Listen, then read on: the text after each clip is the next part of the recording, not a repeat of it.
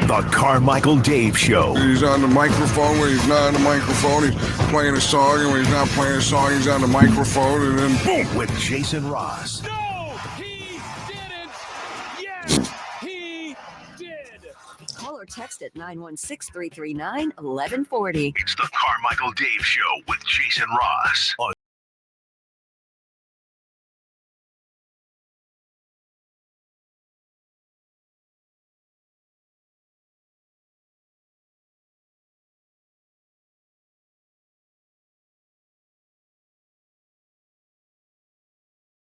There's always a moment of sensitivity when I'm remote, and I look at Jason's reactions, and I can't ever tell. I can't ever tell if I'm being heard or not, although I think we're okay today. Good morning, Jason. No? I don't know what it sounds like. I don't it's either. Like breaking up. Come on. Yeah, we're not kidding. You're not? No, it's a weird. It's not a classic echo. Come on, man. Okay, whatever you just did. I didn't do anything. Oh, no, never mind. Sorry, you were clear for like a hot second. All right, let's see. Microphone, right. I got everything else. Let's see. Let me turn these up. No. This up. You got to tell your kids to stop playing with your equipment. Hello. Seriously. Hi now. I did this yesterday. Are you like super like potted up? Let me pot down. Is that better? No. Describe for me how it sounds. Okay, I'm going to do my best. So you hear me fine right now, right? Yeah. It's a weird, almost like a reverse echo. Like I don't we hear you, but you hear me, but it's a little bit like a little muffled. A little muffled. Oh boy, that's really muffled. That's worse. Yes. I mean, that's hot. That sounds distorted. That sounds distorted. All right, let me mess. We're closer. We're closer. All right, I'm going to bring this down. Yeah, but it's better. Stereo. Like we completely tested this last night, and I did this with on Zoom, which is not, you guys, and it worked fine. And everything on here says it works fine. Let's see, Roadcast. I'm going to unplug and plug in. Good morning. Better, though, I would say, wouldn't you, Chris? Yeah, I don't know if it's because you're backing off from the mic. See, I can't even see Dave. Is the YouTube on yet?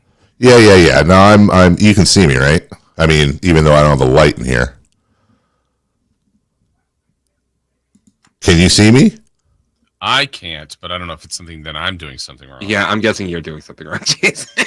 I know. I'm looking at myself right now. Okay. Okay. Well, I seem to remember this happening once before. Yeah. And and something clicked and it worked.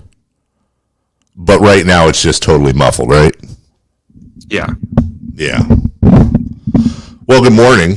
Why is it that it worked last night? I want everybody to explain that to me. Nobody can explain that to me. No. I mean, no. It's better than when it started. Yeah, but that's not, that's also how life is going, but that's not what we don't want better than how it started. Jason, just a little bit hot. That's about it. A little bit hot. I mean, I can turn. Well, Chris can control that over. I can turn this. Go ahead. Yeah, do that. Yeah. Okay. All right. That's much better. Now we're there. Wow, I'm like potted almost all the way down. Yeah, okay. That's it. Now, okay, then on a scale of 1 to I'm in the studio. Oh, now we're at 8 or 9. Really? Yeah. Okay. Well. Yeah, we're there. We did it. You did it. I mean, proud of you. I normally have this thing, the little line on the dealie on the pot. Hello. Yeah, but look, you see the YouTube's much better. There you go. There we go. Better. Bam. Like you did it. Here's another thing is that why I can't in the StreamYard app, I can't see the chat. Oh, because I don't have comments turned on. So there's that. All right. Hey, you shut up. Good morning. Sorry Good about morning. that. Just so people understand, well, a few things here. Number one, good to be with you. We'll get into all that in a second.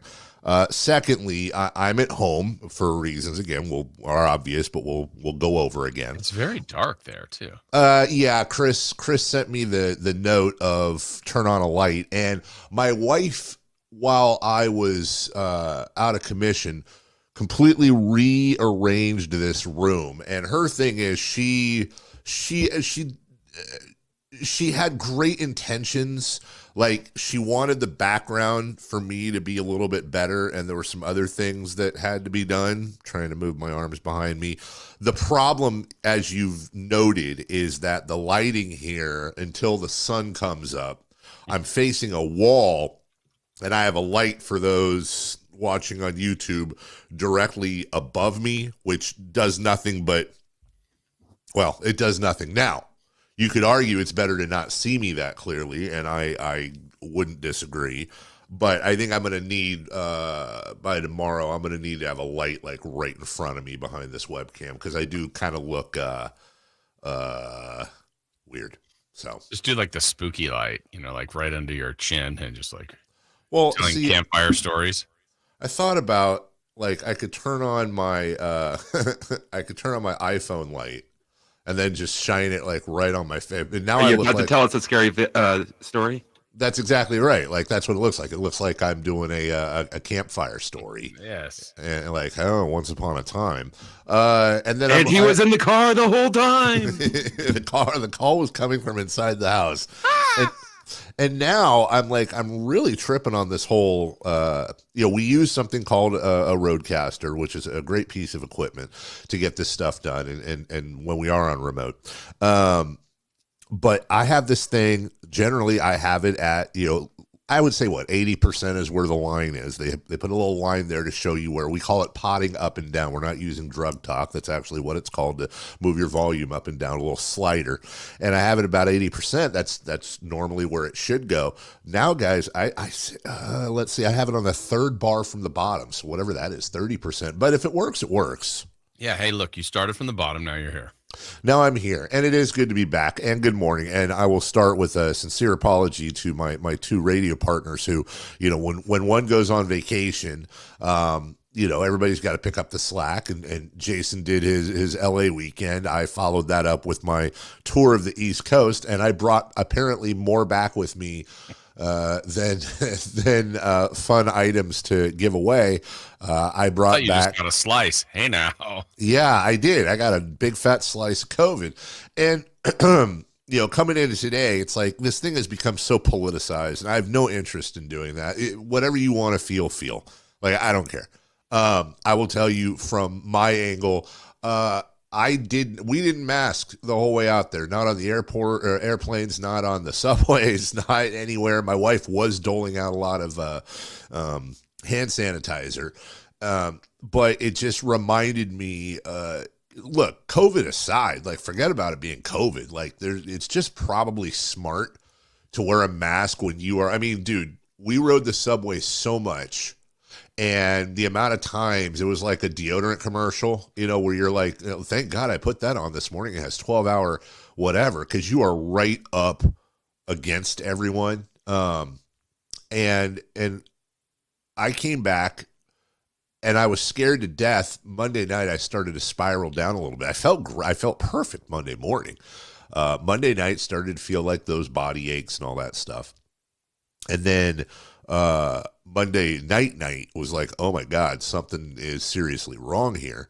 And then calling in Tuesday, knowing it was COVID time, and it's like, dude, okay, been through this before, no problem. Got the Paxlovid, which, other than putting a very tinny taste in your mouth, did a great job, because I basically had 4 or 5 days of sickness. But the difference here, this one, I guess they're all different, is it was like having stabbing pains throughout my entire body constantly. I had absolutely no congestion at all. I still don't, knock on wood, other than a little bit of sinus and runny nose.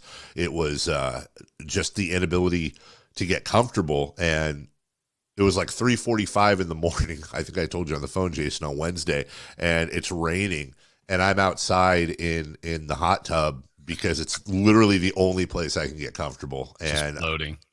Just floating, a little rubber ducky out there, just contemplating life. I should have given you the Yankee duck. You should have. I could have used it. I slept probably 60 of 72 hours, lost 13 pounds. That was fun. That was actually a benefit, although about half of it's back now.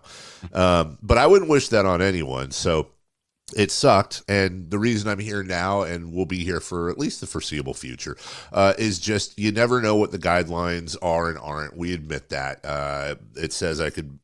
some say you stop being contagious after 5 days. Some say you stop being contagious after 10 days. And honestly, as Jason and I talked on the phone last night, there's a 100% chance I won't infect anybody at work if I'm home doing the show for at least a day or two or three or four. Whereas I wouldn't want anyone, especially, and you never know who is and isn't immune compromised, although we know there's a couple folks either at work or connected to people at work that are. You just wouldn't wish that on anyone. So that was that. And, of course, I see MC in the chat. He cannot help himself. I said I didn't want, look, I said nothing political there, dude, other than my experience is I got COVID and it sucked and I hated it. And I'm going to start masking up at least in public places again and doing better. And if that affects anyone in a weird way, I have no sympathy for you. Do what you got to do. But it's good to be back, Jason. It's good to be with you. Good to be with you. Seeing the show's going on. You're here. Like, look, we're still making it happen from home, from here, from everywhere. Yeah. And I was, and as you said, it's about on a scale of 1 to 10, microphone wise, you're comfortable. We're at about an 8 right now. 8 or 9. It sounds wow. great. Yeah. Maybe we've worked up to a 9. Other than our esteemed colleagues joining the Hall of Fame, and I want to congratulate Pat and Tom, who are now Hall of Fame elect in the Country Hall of Fame, which is just amazing. That's a respectable job. Yeah. Anything interesting going on at the station? Well, they had TV crews here interviewing the Hall of Famers this morning. Good Day was here. So it's like, it's tough just getting upstairs with the fanfare. Are they still, will they still talk to you? Or are they like, Tom won't. Yeah, he's a complete diva now. Yeah, Pat's fine. Pat, Cody's taking a stride. Pat's fine. Tom's in a different studio now, Chris, right? Isn't he? Yeah. Yeah. He's in the KNCI Hall of Fame studio. Yes. They had a room built specifically for him, and it's got like some sort of throne. Yeah. That's the best way I could describe it. And a lot of those talking fish on the wall. Is it overdoing it for me or unnecessary that I saw the announcement? There was a nice announcement within the station. I was super happy for Pat and Tom. I've known them forever. But also, like, I feel compelled, like, I want to do something nice for Cody. Like, look, They've been doing it for like 80 years. I think Cody's been there. It's under 10. It's got to be, 6, 7 maybe? Yeah, but she's a part of it. She is a part of it. But, like, I get it. Like, I understand why it's just Pat and Tom. Cody's got a few more years to be a Hall of Famer, but also it's a it's a 3-person show and 2 of them got elected to the Hall of Fame. So I feel like she needs some atta girls. Yeah, I know that's a weird one because how would she get there when the other 2 are already there? That's just a really tough spot to be. Right? Like how does she get? She gets added in later. Added in 20 she years. Gets an asterisk. I said atta boys and corrected it to atta girls as we take a break. There was, my wife and kids went and hung out with our friends, which we usually all do together on Saturday, but I couldn't go because, this. So I had a night to myself to eat. And I had manwich because that's what I do when they're gone because nobody else likes sloppy joes other than my son and I.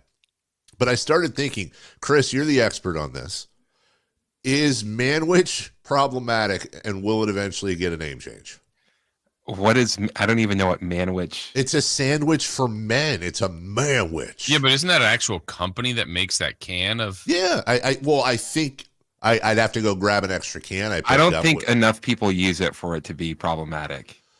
So, okay. So you're saying it's a brand name, not a statement. Therefore, it's never going to be a person witch. I don't think so. You don't think so, Jason? You agree? Yeah, I think it's manwich. Well, also, I mean, like, that's something that I don't think I would want to eat. Well, could it be it's a sloppy Joe, not a sloppy Jane? A Joe witch? I'm just saying, maybe that's why. Maybe it manwich because the sandwich is named after a person. Which, real quick, because we got a break, both of you, yay or nay, sloppy Joes?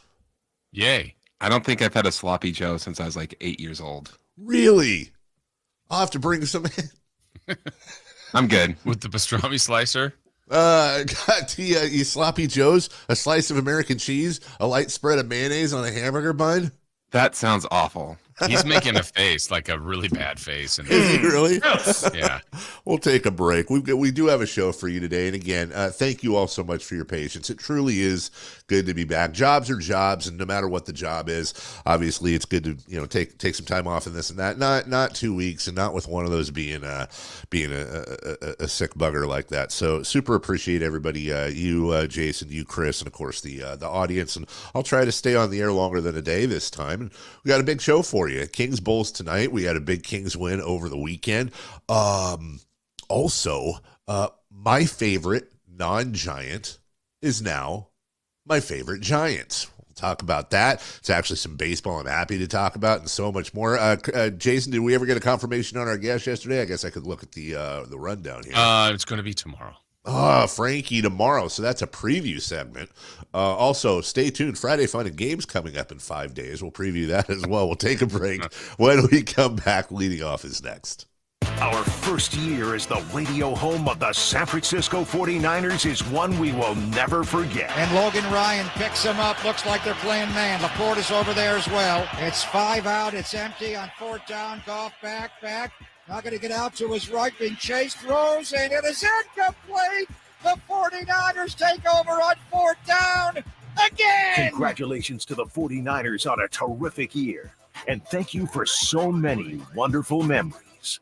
Hey guys, do you know your T level? Revive Men's Health here in Sacramento is helping you take that first step toward better health and enhanced intimacy with a free testosterone level test, exam, and consultation. Plus, for this month only, qualified patients can kickstart their treatment with a free supply of ED medication. Revive's customized ED treatments can provide immediate results, restore blood flow naturally, and even bring spontaneity back into your love life. With both in-person and telemedicine appointments available, plus free shipping directly to you, Revive takes the hassle out of treating low T and ED. Having an optimal testosterone level can change your whole life, and it starts with knowing your T level. Take that first step and book your free testosterone test, free exam, and free consultation, and kickstart your treatment with a free supply of ED medication this month only. Call Revive Men's Health Sacramento at 916-365-4566. That's 916-365-4566, or visit ReviveMen'sHealth.com. This segment is brought to you by Kia of Vacaville.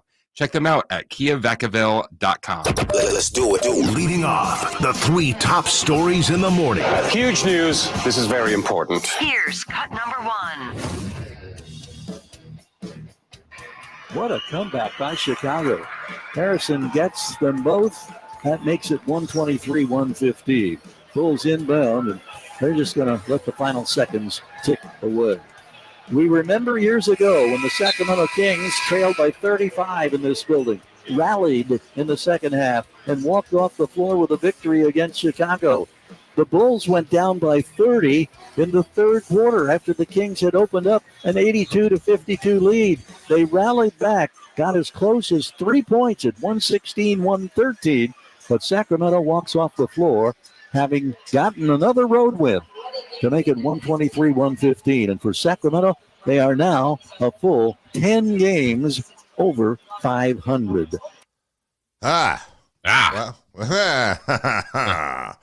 Yeah, Kings Bulls tonight, back from a road trip, and look, I don't want to belabor the point. This is a conversation we actually had Monday, going into what would that have been, the Miami game, I think. Yes. But I think I can speak for a way too big majority of Kings fans, Jason Ross, whether it's right or not, and I completely admit that there is a lot of paranoia, some unnecessary paranoia perhaps amongst Kings fans. I am absolutely terrified of tonight. I am terrified of this game.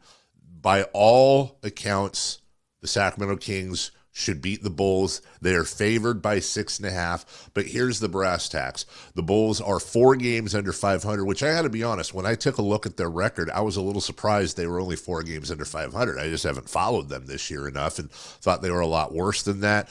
There are some matchups that are worrisome. It sounds like Alex Caruso may be out tonight, last I heard, but this is the first game back from a road trip, number 1, which has been historically, well, let me say this, seems to have been historically lethal. I don't have the numbers in front of me, but it seems like every time this team comes back from any sort of a road trip, they're flat, number 1. And number 2, it's an opportunity for a letdown after a big win. So instead of, looking at this as an opportunity to build a winning streak, which I am, I'm also very, very nervous about playing down to competition. And quite frankly, Jason, I hope the Sacramento Kings are too.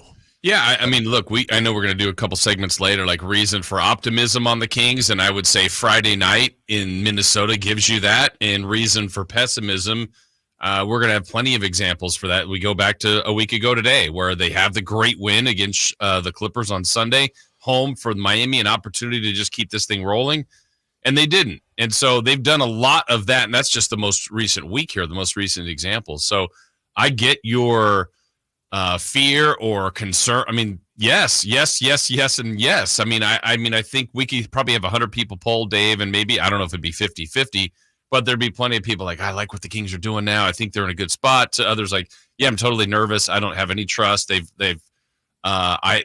They've made me lose that trust in them. So I think this team has done that to a lot of different people this year. Yeah, they have. They've been Jekyll and Hyde. And coming up in the next segment, we're going to talk about the team meeting called after Denver. And I think optimistically, Jason, big win in Minnesota second half. This is where the Kings turned it on last year. They already have that one stumble last week in the second half, but maybe, just maybe, that made a difference, woke folks up, and onward and upward from here. Yeah, let's hope so. All right, cut number 2, please. Cut number 2. Here's the 0-1 pitch to Matt. He swings and drives one deep left center. Hill back at the track. He'll turn and watch it fly. And what a night for Chapman.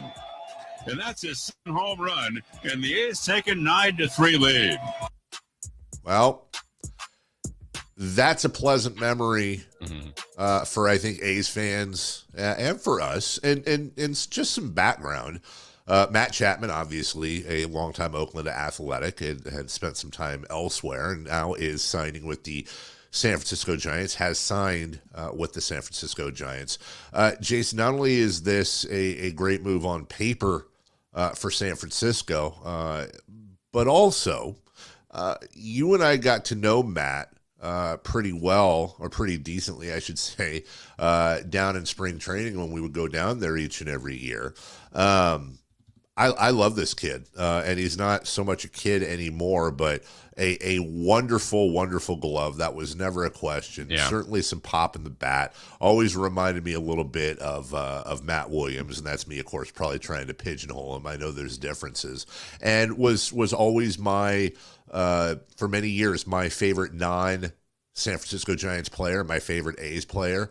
And now he's back with Bob Melvin. He's back with the Giants. So I would say Matt Chapman right now, my favorite Giant, as a matter of fact. Everything works out. Yeah, a lot of it made sense. I think this signing is a good one. This apparently they're starters, a lot of guys that pitch ground balls, so you got to have people that can field, and he's got a 4-time Gold Glover at third base. Bob Melvin knows him very well. His bat's been pretty good as far as home runs the last couple of years. He's still got to get that average up, but I think in this Giants lineup, it's a good spot for him, and it really made a lot of sense. The Giants have a little bit of a surplus at some guys in the infield that they can sort this out, but Chapman will be nice to plug him in there most every day at third base. He's not a guy who's going to hit 40 and drive in 120. He's not a guy that's going to give you 162. The last 3 years, he's probably averaged, though, 145. I mean, it's been right there pretty well. I'll take 140 plus anytime. But he is a guy, as you said, he will give you some pop. There will be some situational hits he gets that are fantastic. He's not a zero by any means on the offensive side, but you're exactly right. On the defensive side is really at that hot corner where Matt Chapman comes in. And oh, by the way, this term is thrown around loosely, but he is your consummate professional clubhouse guy. People love playing with him, and that's what the Giants need. I have not been a fan of what Farhan Zaidi has done to date. I'm still not a fan of what Zaidi is doing. It would be nice to get Blake Snell along with what they've done, and that's still out there. But a little bit more entertainment for the Giants this year with Matt Chapman. So that's a good thing. Yes, for sure. Cut number 3. Cut number 3. You just heard Adam Schefter there discuss his impact, releasing this statement on his passing, quote, "An absolutely devastating day. Mort was one of the greatest reporters in sports history and an even better man. Sincerest condolences to his family and all who knew and loved him. So many did. Mort was the very best. He will be forever missed and remembered." As we saw a couple times there, he was close with the Manning family. This from Peyton himself, quote, "We lost a true legend. Mort was the best in the business, and I cherished our friendship. I trusted him with my announcement to sign with the Broncos and with the news of my retirement. I will miss him dearly, and my thoughts and prayers are with Mickey and his family. Rest in peace, Mort." Yeah, Chris Mortensen, award-winning journalist with ESPN, covering the NFL, passed away at 72 years old. And you put a journalist in your top stories. On one hand, I understand that seems a little media self-serving, but it's Chris Mortensen. I mean, it is a story. It's a huge story in sports, and it's a huge loss, beyond the personal for he and his family and his friends, but just for the NFL in this day and age where so much of the media is questioned, if you will. Chris Mortensen was at or near the top of every list of not just NFL reporters, but reporters in general. He had struggled with health over recent years, and there's just no cherry to put on top of that. We'll talk about him a bit later at 7:30, but Chris Mortensen, and there have been some other losses too, including one announced yesterday, not losses off the face of the earth, but losses to the industry we'll talk about that are huge. But just a devastating loss, not just personally for those who know him, Jason, but to guys like you and me that grew up watching him. Yeah, just an icon. I mean, truly an icon, a legend, and, lived a full life, but there still was more to give. And that's you feel for him and his family and his loved ones. Thoughts with Mortensen family and friends today. And again, we'll talk about him again and his legacy at 7:30. We'll take a break. When we come back, the Kings beat the Timberwolves without De'Aaron Fox. Jason Ross has audio for you as well, and we'll tell you about the players-only meeting, who called it, and what was said. Well, we don't really know what was said, but we'll speculate on that like all responsible radio shows should. It's Sactown Sports. Dave, Jason, Chris, we'll be right back. Last season, the Sacramento Kings gave us a little bit of everything. A Pacific Division type, GM of the Year, Coach of the Year, Clutch Player of the Year, All-Stars and All-NBA performers. Plus, we got to light the beam. Here's a steal by Fox, the breakaway. He's got the rip with the left hand. What does this season have in store? Find out. Each and every Sacramento Kings game can be heard right here on your proud home of the Beam Team, Sactown Sports and SactownSports.com. Sacramento weather is brought to you by Arnold Law Firm. I'm Tamara Berg at the KCRA 3 Weather Center. It's Monday. We're looking at a cloudy and cool start to the day. Things may be damp outside, but expect that today's mainly dry under mostly cloudy skies. Temperatures running cooler than average with highs in the upper 50s. Get the latest forecast on the KCRA 3 News and the KCRA 3 app. The recent storm has caused dangerous driving conditions for us. The Arnold Law Firm has seen how a collision can turn anyone's life upside down. Be alert and stay safe. The Arnold Law Firm, providing real justice for you since 1975. Call 916-777-7777.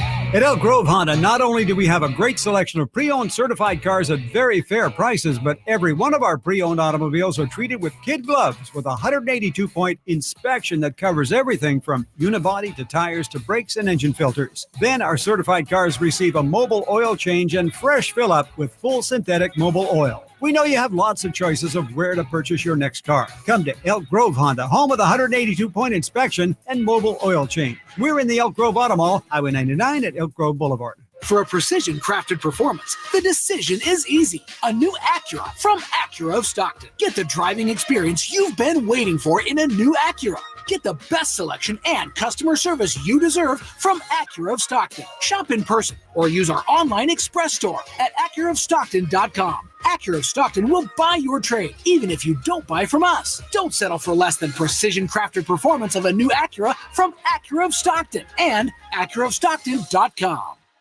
Dr. Ken Howachek and kinesiologist Kelsey Graham discuss the Good Feet store. The foot has a lot of detail. It has a lot of complexity. There's a lot that can go wrong. A lot of problems start in the foot and end up elsewhere. Knee pain, hip pain, back pain. When aligning the feet properly, we can see relief elsewhere. And that's the beauty of the Good Feet arch support. It can place the feet into their ideal position and gives them the balance, the support, the comfort, and the relief of the pain. The bottom line is that the Good Feet arch support can be a highly effective pain relief solution when nothing else has worked. The feet have a really big impact on how the rest of the body moves. The knees, the hips, the lower back especially. If the foot isn't properly aligned, all of these joints are going to function incorrectly. That results in a lot of muscle tension and chronic pain. What I really like about the Good Feet system is that the right arch supports can put the foot in its proper alignment. So all the joints of the rest of the body will be aligned properly as well. And when the body's aligned, we can reduce the risk of injury and chronic pain. Visit the Good Feet store in Sacramento, Roseville, Modesto, Stockton, and Vacaville for a free fitting and test walk.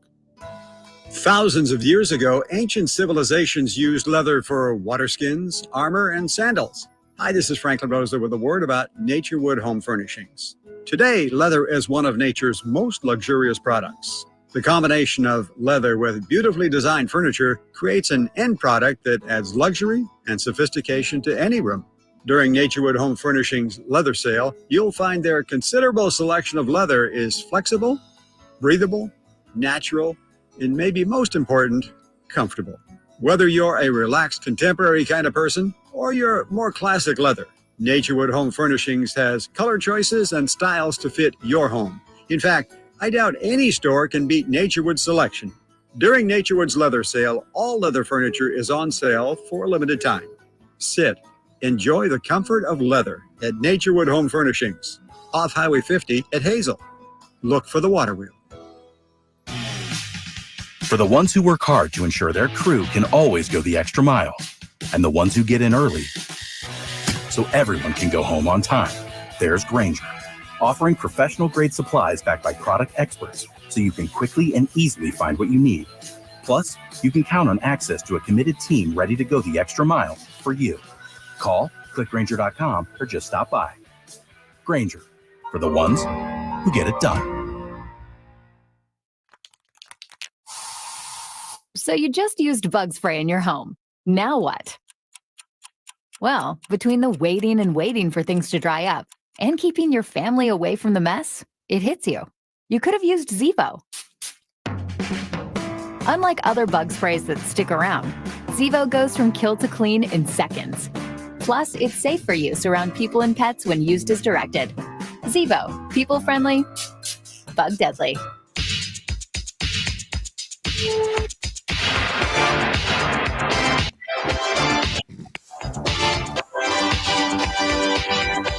The Carmichael Dave Show with Jason Ross. Call or text at 916-339-1140. On Sactown Sports.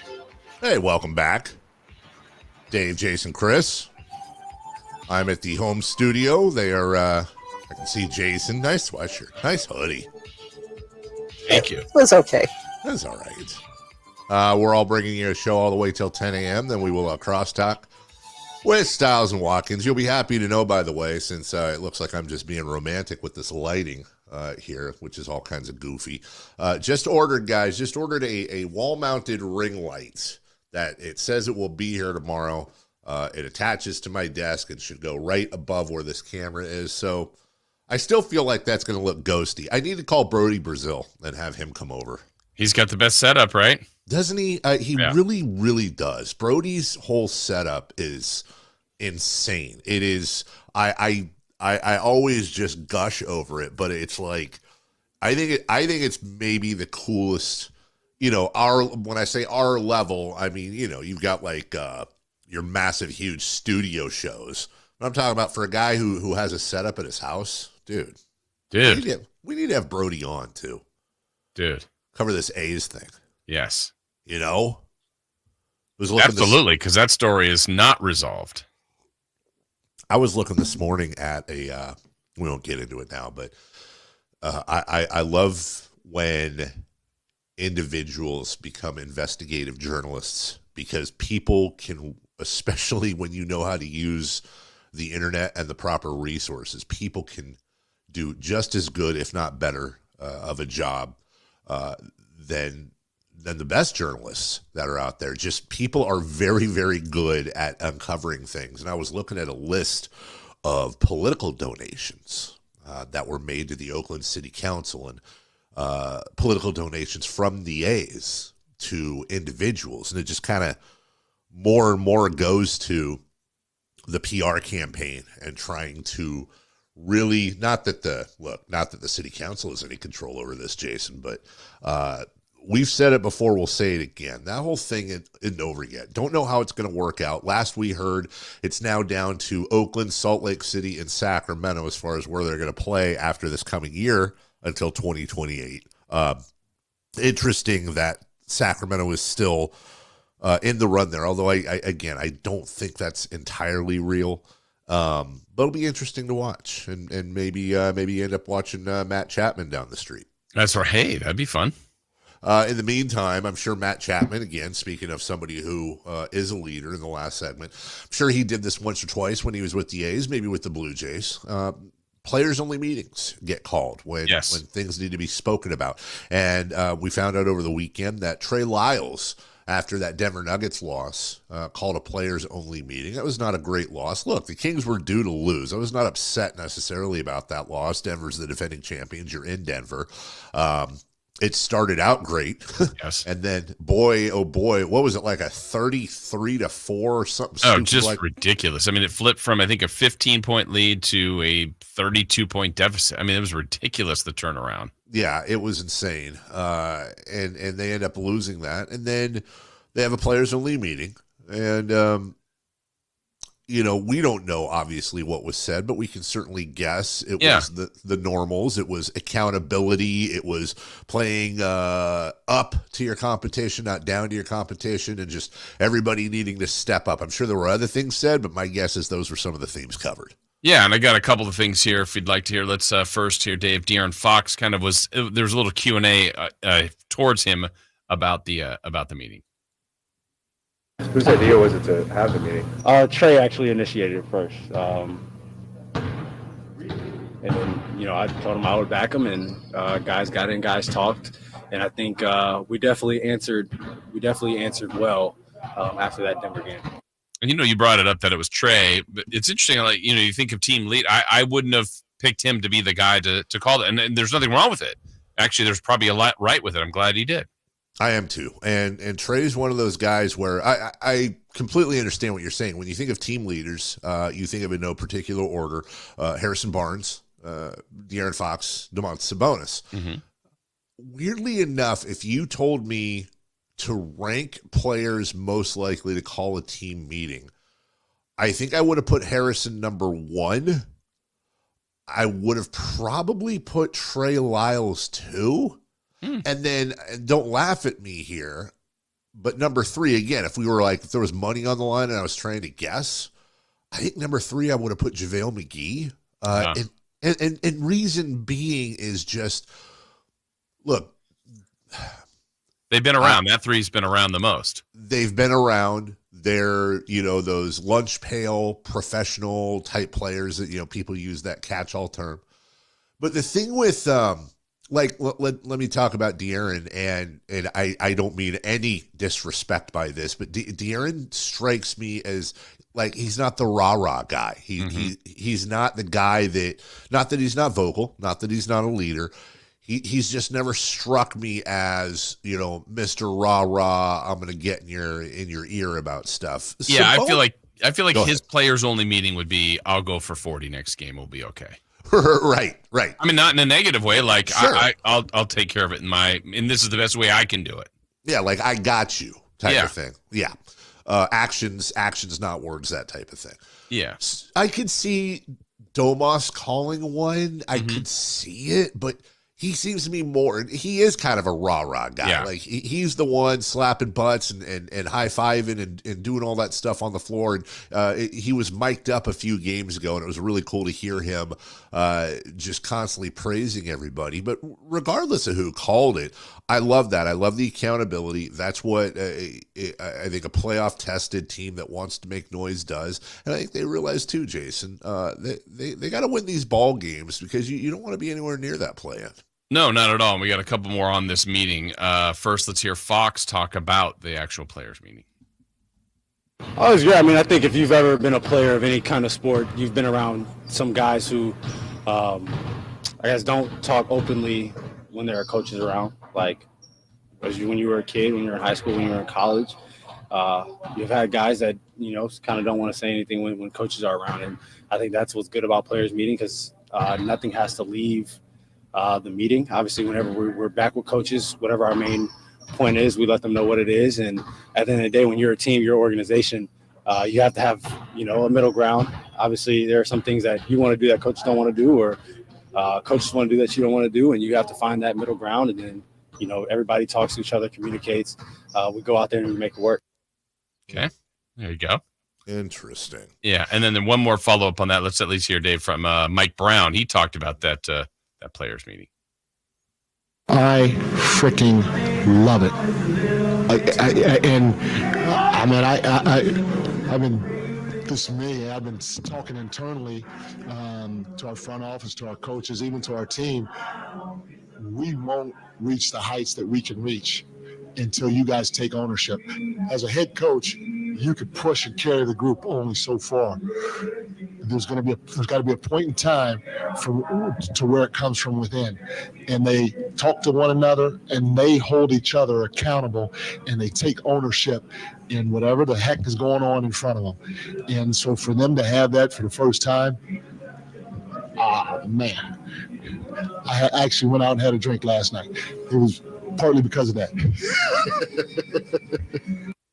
Hey, I love it, right? Were you distracted by Zach Brown and Chicken Fried in the background? A little bit. Okay, me too. I picked that up for sure. That was not what I was expecting to hear in the background. I agree. But I love what was said in the foreground as we take a break here. On one hand, Mike Brown's laugh and say, hey, you know what? They're doing my job for me. Good for them. But in all seriousness, as you said, players-only meetings, you're going to say stuff in there, and there's going to be a different way about it because you're talking about, and I hate using, military analogies here because it's a game, but you're talking about the air quotes soldiers on the floor executing the game plan versus the generals, on the sidelines. No offense, but sometimes perspectives are a little bit different, and that I think applies to any job. Whereas Jason, you and I are the ones that are front facing on the air every day, and sometimes that doesn't communicate as well to the executives, and vice versa. Sometimes we don't have the perspective of those calling the shots, if you will. So good stuff all around. And we'll see if that extends to tonight and all your coverage right here on Sactown Sports. When we come back, quick break here. We will talk about tonight's matchup. We've got audio we'll lead off with. G-Man spent with Keegan Murray post-game as well, who's been seemingly heating up a little bit from the outside. Also some great numbers on Keegan over the weekend and a graphic we'll share with you. And did not go well for the Warriors versus the Celtics. When we talk about Wolodi's, my goodness gracious, the Warriors loss of the year right there, a different type of Wolodi. We'll get to all that coming up in 2 minutes on Sactown Sports. Keep it here to Sactown Sports for the Sacramento Kings push toward the postseason. Get analysis from our local shows, breakdowns from our Kings insiders, and all the thrilling moments from the G-Man. Fox now on the left angle, gets to 2-point range, lobs it out to Herder, wide open. 3 to seal the deal. He's got the triple, and Fox has a career-high 16th assist. Sactown Sports is your proud home of the Sacramento Kings. Golf to Go is brought to you by the Hagen Oaks Golf Super Shop. Here's Frank LaRosa. In 1923, the Field and Flint Company launched what they believed to be the best shoe on the market, using the brand FootJoy for the first time. Their tagline, a shoe that's different. And 100 years later, that tagline could well describe the launch of the latest iteration of the FootJoy Pro SLX Carbon Golf Shoe. Pro SLX offers performance innovation engineered from the ground for advanced traction, control, and comfort. The all-new Power Track system delivers stability and no-slip grip when you swing. A carbon fiber X-Wing distributes the energy to the shoe's perimeter for increased traction and control. And Stratofoam provides all-day comfort. In the end, it's about tradition, it's about performance, and it's about comfort. 100 years ago, this FootJoy Pro SLX Carbon would have seemed a shoe for a spaceman. Today, it's a great shoe for 18 holes right here on Earth. Try a pair at your local pro shop or learn more at footjoy.com. That's your Golf to Go. I'm Frank LaRosa. Happening now at Northern California's #1 Honda dealer, Stockton Honda. Celebrate with us and get huge savings on our giant selection. Whether you're shopping new or pre-owned, Stockton Honda has the selection and savings. Plus, get top dollar for your trade. Anytime, anywhere, it's all here. StocktonHonda.com. #1 claims based on 2023 total new and Honda certified pre-owned vehicle car sales from American Honda Motor Company's L1 report.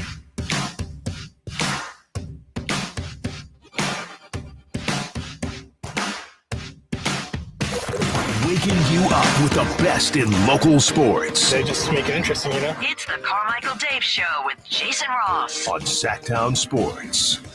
All right, big win over the weekend in Minnesota after that players-only meeting we were just talking about. Jason, you got the sound. This is Keegan visiting with Gary Gerald after the big win. Keegan Murray has just slipped on a headset down below us. And Keegs, I know you don't express a lot of visible emotion. What's churning around inside your bones right now? I think it was just a gutsy win. Obviously, we're down Fox, and we just needed to put a game together. I felt like we competed all 4 quarters, and that's what you have to do in this league, so it's a good win. This game ended up having 25 lead changes, and there were so many opportunities for each of these clubs to get a little separation and make it stand up.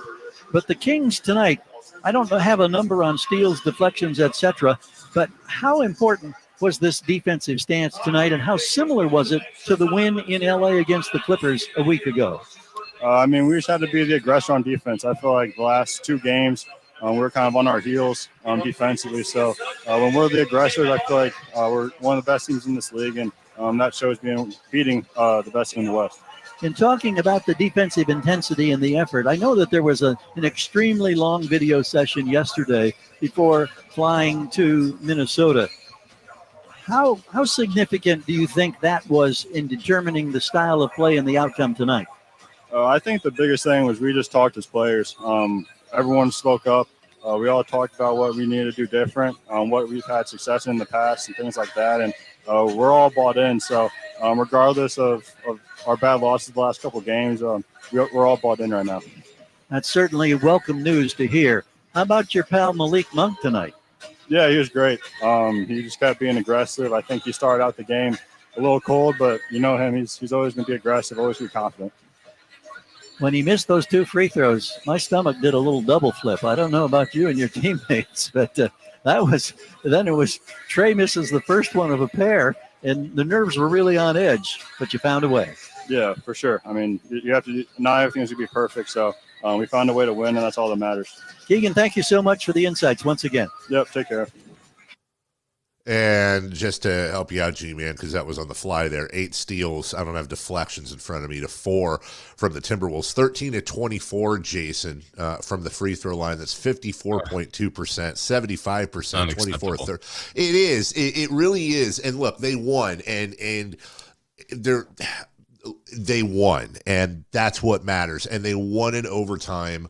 They won in overtime when Domantas Sabonis fouled out in the first minute. Yeah, you had no De'Aaron Fox, so the overarching, and we've done nothing but praise them, and rightfully so this morning. The overarching point is that that is a huge win over the then #1 seed in Minnesota, second time this season that they've gotten a win there. All great, all wonderful, but dude, the free throws in their last three, Jason, they have shot 57%. They are 72.7% on the year. That is dead last, but it's not just dead last, Jason.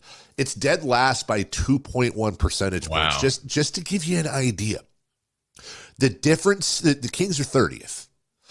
The difference when you add 2.1 points in there, that's less than the difference between 29th and 22nd, and less than the difference between 1st and 7th in the entire NBA. They're not just last in free throw percentage. They're really last in free throw percentage, which is strange for many reasons. But when you think about the fact that they're not that way when it comes to 3-point percentage, right? As a matter of fact, they're 12th in the league in 3-point percentage. But what that tells me is this: they either need to figure that out, or they're going to get hack-a-shack throughout the playoffs when everything's slowed down in crunch time situations. And we're going to see this. Just to imagine that this is going to magically go away come April, May, and hopefully June. Just to imagine that it's just going to go away. No, it smells very much like this is going to be a team that gets knocked out in the first round, in part at least one game because of free throws that you can point to. And then it's going to be a lot of, well, we have to do this and we have to do that. It's like, no, can you guys just acknowledge that you're embarrassing at free throws? And I know the answer isn't, well, let's acknowledge it. Then what, Dave? I agree. Well, nobody wants to miss free throws. Well, I agree with that too, but my God, what is it? Like, what? Doesn't it have to be mental, Jason? That's the only thing I could come up with. Think about the case study of Friday night. Malik Monk couldn't have been better. I mean, he saved the team. He helped win the game. He goes for 4 points at half, 39 by the end. He was absolutely ridiculous.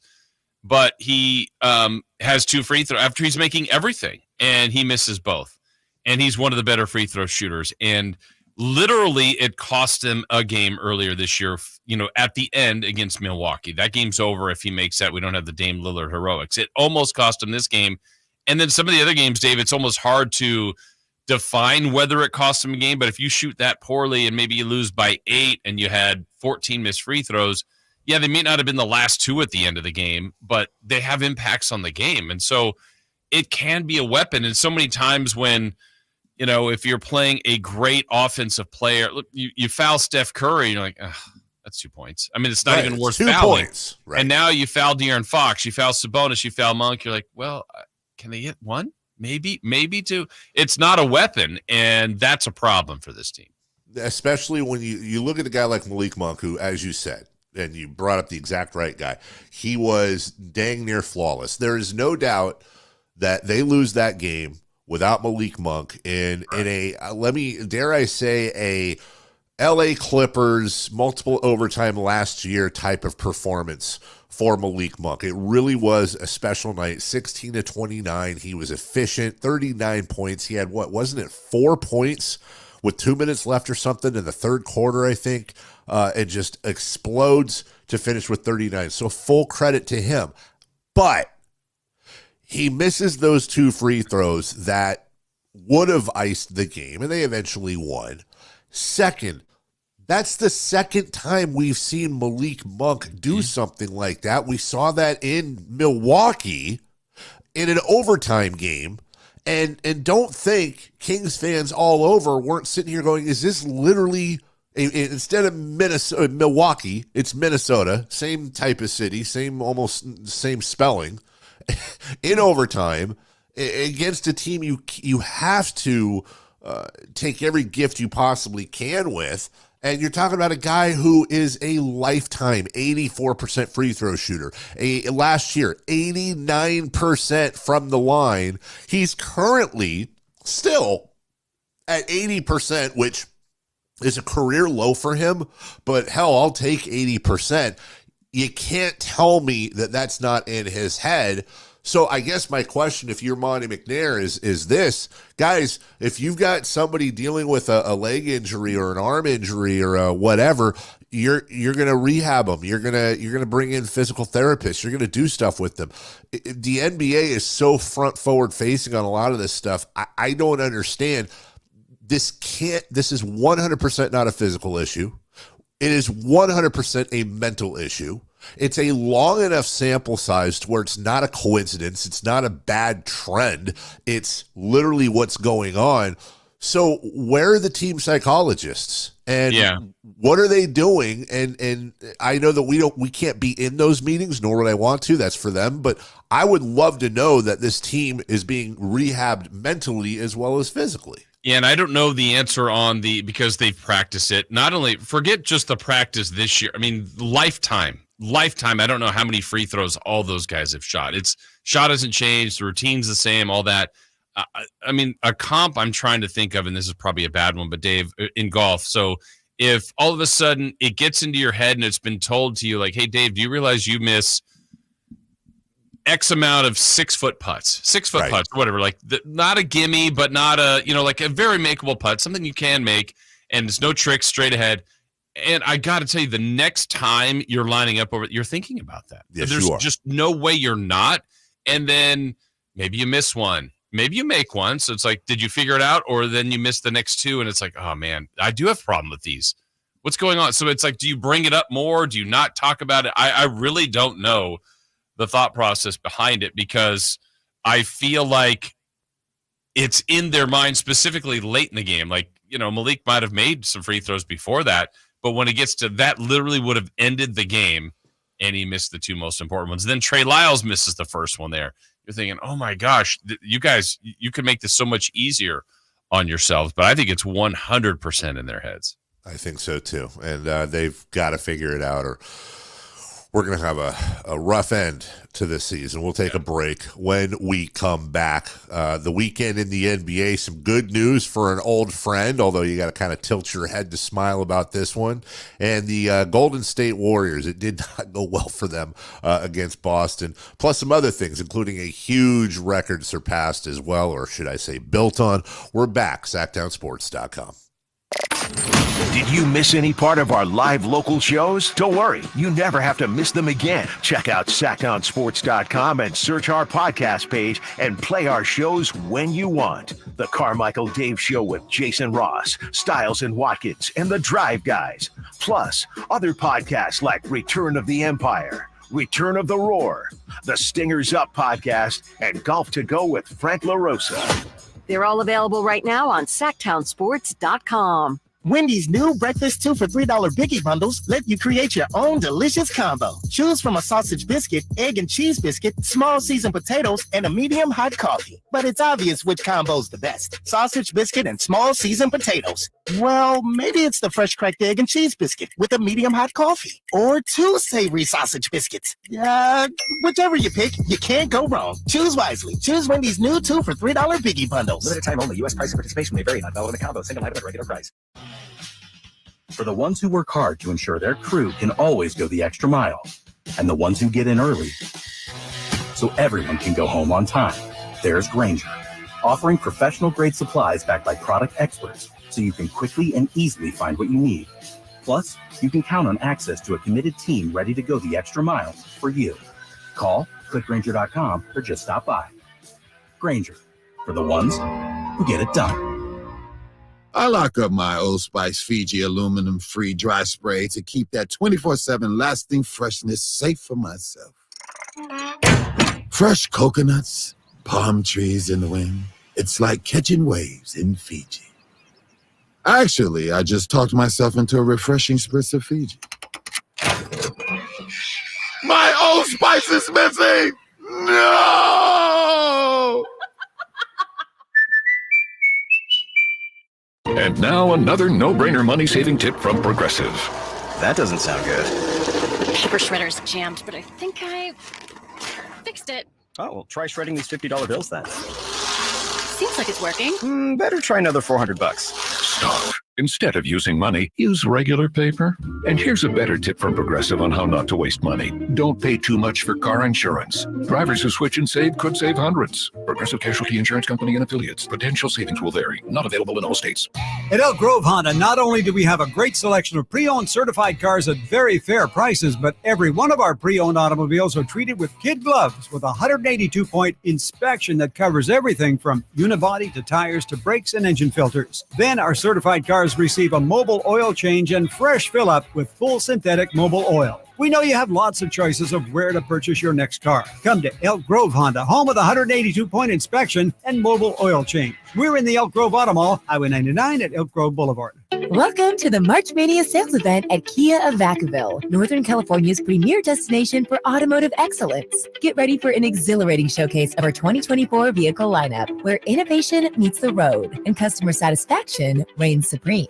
Step into the future with the all-new Kia Sportage, where cutting-edge design harmonizes with dynamic performance. Explore the outstanding fuel efficiency of the Kia Niro, a hybrid marvel that redefines eco-friendly driving. Experience the unparalleled luxury and versatility of the Kia Telluride, setting new standards for sophistication and practicality. Don't miss out on our impressive selection of eco-friendly Kia hybrid options, tailored for drivers who demand efficiency without compromising on style. And for those seeking the EV9, Kia of Vacaville has it ready for delivery or in stock. Visit us today during March Mania and discover why Kia of Vacaville is the ultimate destination for automotive excellence. Model availability and features may vary. Please visit Kia of Vacaville for more information. Attorney Joe Cordell. Business owners and professionals face special challenges in divorce court. In addition to everything else going on, they have to contend with allegations that they are earning more than they are, coupled with claims on their business or practice itself. Clients with assets depend on their divorce lawyer's skills in these matters, and that's why it's so important to hire someone that has those skills. 500 Capitol Mall, Suite 2120, Sacramento, California, 95814. CordellCordell.com. Every day, Cintas service reps help businesses get ready for the workday. They provide freshly laundered workwear delivered every week. Mats, mops, restroom and cleaning supplies. First aid and safety products to help your employees stay safe. They even test and inspect fire extinguishers and emergency lights. Cintas helps keep your business running smoothly. See what Cintas can do for you. Visit Cintas.com. Oh, I'm ready! And get ready for the workday. Hey guys, do you know your T-level? Revive Men's Health here in Sacramento is helping you take that first step toward better health and enhanced intimacy with a free testosterone level test, exam, and consultation. Plus, for this month only, qualified patients can kickstart their treatment with a free supply of ED medication. Call Revive Men's Health Sacramento at 916-365-4566. That's 916-365-4566. Or visit ReviveMen'sHealth.com. This segment is brought to you by Kia of Vacaville. Check them out at KiaVacaville.com. KHTKAM Sacramento, KYMX HD2 Sacramento. From the Power Business Technology Toshiba Studios, your flagship station for the Beam Team. Should we light the beam? Light the beam, baby. Sactown Sports. The Carmichael Dave Show. He's on the microphone when he's not on the microphone. He's playing a song, and when he's not playing a song, he's on the microphone, and then boom. With Jason Ross. No, he didn't. Yes, he did. Call or text at 916-339-1140. It's the Carmichael Dave Show with Jason Ross on Sactown Sports. Welcome back. Sactown Sports. Pretty much full strength. Dave, Jason, Chris, Ramstein. And we are back. We'll take you all the way till 10 a.m. Good to be back. Good to be with you. I see Chris Guerrero in the chat is doing his best contrarian imitation as usual, bringing up just the strangest stuff. And he was bringing up Tyrese Haliburton as an example of somebody who makes their free throws. I don't know look, I would prefer Jason to, I follow Tyrese Haliburton now as a really good NBA player and much less as a Sacramento King. And I understand the connection's always going to be there, but it would be nice just to do that. You know, I'm perfectly happy with the guy who's leading the league in rebounds, who's top 5 in assists. I wouldn't trade Domantas Sabonis for much of anything. But I don't root against Tyrese Haliburton. Right. But boy, did he have a rough weekend. Oof. Yeah. I don't know what the deal is there. He had off night. That was bad and loss for them against the Spurs. And I think it was Friday. He had an over, if I'm not mistaken.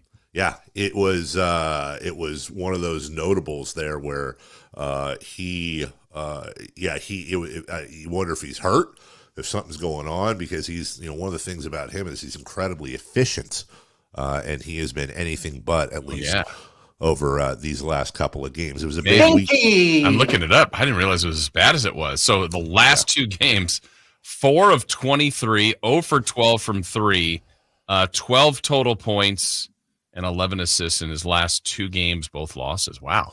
You said 4 of 23, right? From the floor, 0 of 12 from 3. And when you look at Tyrese Haliburton, but he did go 4 for 4 from the foul line. Yeah, which is great. When you look at Haliburton and you look at those numbers, for example, this is a guy that shoots 48% from the field on a regular basis. He's incredibly efficient, 48, 38, 85. That's really, really good. So it tells you, well, hey, look, everybody can have a mini slump. Maybe that's what it is. You just hope he's not hurt. And I wish him nothing but the best. As speaking of ex-Kings, I'll make an exception for this guy just because he's so near and dear to the heart to so many. Congratulations to Harry Giles for locking in with the LA Lakers. One of those you got to tilt your head and kind of swallow hard for that because it's the Lakers. But at this point with Harry, any NBA job is an NBA job, and it's not his fault that the Kings or whoever we'd want him to play for aren't bringing him back. But good for him. He's been working his butt off, and there's never been any doubt about the talent or the attitude with Harry. It's almost always just been about injuries. Yeah, I mean, it's, there'll be some love when he comes through here, but it's tough to see him in that uniform, that's for sure. But I'm happy that he's found a place again, whether how long that lasts, who knows. Yeah, exactly. Yeah, that may just be a cup of coffee, but hopefully he gets some time to prove himself. Also, LeBron James passes 40,000 points. Was looking at some numbers, Jason. By the way, as I said on social media, Wayne Gretzky never did that. Never did that. In never fact, scored 40,000 in the NBA? Never scored 40,000, period. Barry Bonds hasn't done that. Babe Ruth never did that. You get where I'm going here. Yeah. It's a big, big deal. With LeBron, here, I did some math, so you can't trust it. But if you played 16 seasons of basketball, and when you think about the average career, playing 16 seasons of basketball is a huge accomplishment in and of itself. Like, that's very rare to have a 16-year NBA career. But if you played 16 seasons of basketball, we're just talking regular season, you played all 82, you were never injured, and you averaged 30 points a game for 16 seasons from your rookie year all the way to your 16th year, you would still not have 40,000 points. That's insane. Yeah. And I understand the longevity, and I understand, this, that, whatever.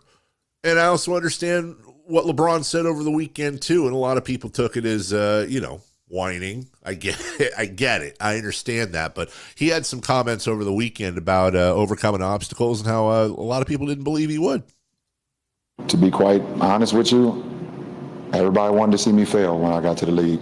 Everybody was just like, it's no way he's going to be able to exceed, the expectations that's put upon him.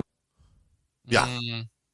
So, okay, look, everyone is a yeah is the wrong word, but I do think the blowback he's getting over those comments. Let's also not revisit history. I think he misused a couple of words there, Jason. It certainly wasn't everyone.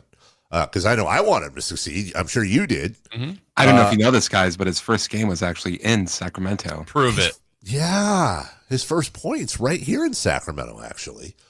But I think the more accurate statement is there were people that certainly didn't want me to succeed, and I think most people never thought I would live up to the hype that was laid on me coming out of high school. Yeah. And I think it's safe to say I exceeded those expectations, and I'm proud of that. I think that's the accurate statement. Yeah, 100%. And I think, look, I think where he's probably coming from is, yes, there was a tremendous amount of hype, and I think generally that can get some people agitated, some proven NBA players, some past Hall of Famers. Like, you're going to be talking about this guy hasn't even played a game in the league yet. Well, then he did, and then we realized, wow, he is something special, and he did surpass those expectations. So what he's ultimately going to do, Dave, too, like the difference to me is some of the guys that hung on at the end of their career and just kept adding on. The difference with LeBron, I think of all the things, and I've said this about LeBron, the greatest thing, whether you think he's the greatest or not, I think it's undeniable that he's the greatest this late in his career. Nobody's done what he's doing this many years in close. At this age. And it's not a hang on. He's 15th in the league in scoring. Yeah. He's averaging this year 25 points per game. And, you know, when you start to add this on at the end, and I don't know where he's ultimately going to get to, but there's a decent chance, Dave, he's going to be like 10,000 points more than Michael Jordan at the end of this. I mean, that's ridiculous. And you're nicer than I am when you say that. First off, there is no question, and this isn't like a sports radio hyperbole. There is 100% no question nobody has been this good this late in their career, this age. It's not close. There's actually numbers out there that would blow your mind that beyond support that, but it's just not close. Number one, it's just not close. And I think the whole GOAT conversation, which is just such a rabbit hole to get lost in, it's a third rail. It is easy radio or TV. I think the GOAT conversation is a lot like an MVP conversation. A lot of it depends on what your definition is. I believe LeBron James is the greatest basketball player to ever play in the NBA, and I will focus on Michael Jordan. You could bring up Wilt or Kareem or Kobe or whomever you wish, but Michael seems to be the one that is brought up the most. The reason why I believe LeBron James is the greatest of all time is simply this, and this is my factor in determining a career, whichever sport it is. If you were to take every player that ever played in the NBA, and you were to know in advance what their individual statistics were going to be, how long they were going to play, and the numbers they were going to put up, and you had a draft, and you could pick any career, I do not believe that there is a logical argument to take Michael Jordan over LeBron James. Now, the retort may in fact be, well, okay, but LeBron James has played longer. A lot of his numbers are because he came into the league at 18. MJ came into the league as a junior out of North Carolina. And MJ retired far earlier than LeBron, or I should say far earlier, but earlier. He played less time. He took 2 years off. Okay. Best ability is availability. That's not LeBron James's fault. I don't see a logical argument where you look at individual statistics and you were to have an all-time NBA redraft.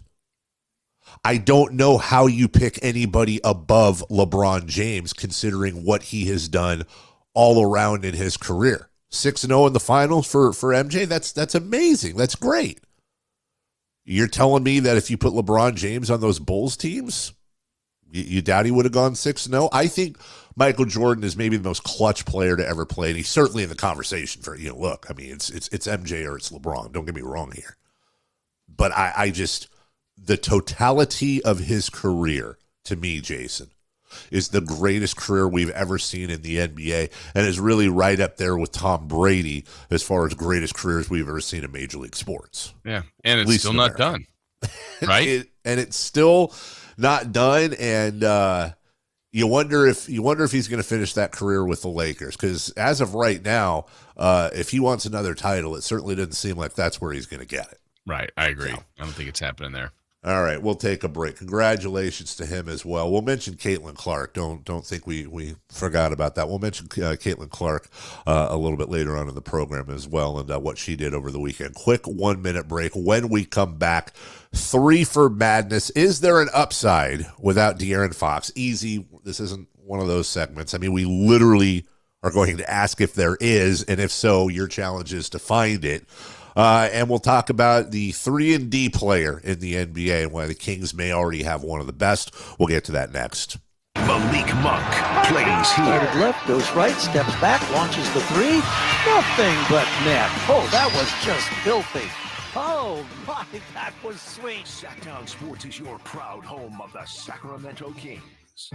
Fargo, the new virtual assistant from Wells Fargo, makes banking faster and easier. Like this. Fargo, what's my checking account routing number? And this. Fargo, turn off my debit card. And this. Fargo, what did I spend on groceries last month? And that's just the beginning. Do you, Fargo?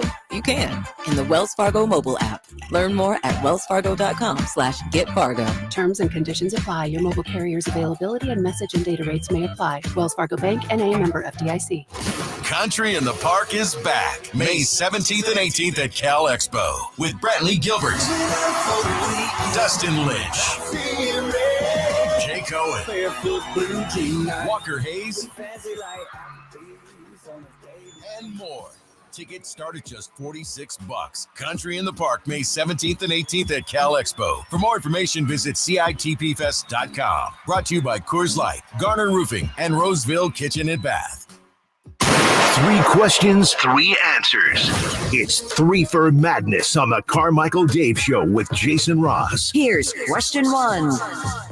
All right, welcome back. We'll get to some big losses in the world of sports media and also a big signing for the Giants, as well as previewing tonight's Kings versus Bulls game right here on Sactown Sports, 7 p.m. tip-off. In the meantime, 3 for Madness. That's Chris Verlaud's corner of the store. Question number 1, Chris. If there is an upside, any upside, to being without De'Aaron Fox, name it. So I wrote the question, and I thought about this, guys, after the win in Minnesota. And, you know, the whole like, well, maybe they're this or that without De'Aaron, and how funny that is. Like, let's be real clear about this question. De'Aaron Fox is, at worst, one of 2 heads of the snake, the Hydra, whatever you want to call it, with the Kings. There is no world in which the Kings are better without De'Aaron Fox. So that's not what that question's about. It's about, can you find any sort of a bright side with something so terrible, which is De'Aaron Fox not playing, hurting? And I would say the best I could come up with, Jason, is I think great players on teams sometimes are a bit of a binky, a bit of a security blanket for the rest of the roster, knowing De'Aaron's going to be the guy, knowing he's the one that's going to step up, and having that pressure fall on his shoulders. And maybe when he's out, it kind of sends a shockwave, not just to Davion Mitchell, not just to Malik Monk, the guys backing him up, but to everybody that, okay, we've got a lot of points to fill, a lot of defense to fill, a lot of assists to fill, et cetera, et cetera. We got a big, giant pair of shoes to fill. So we all need to be on point.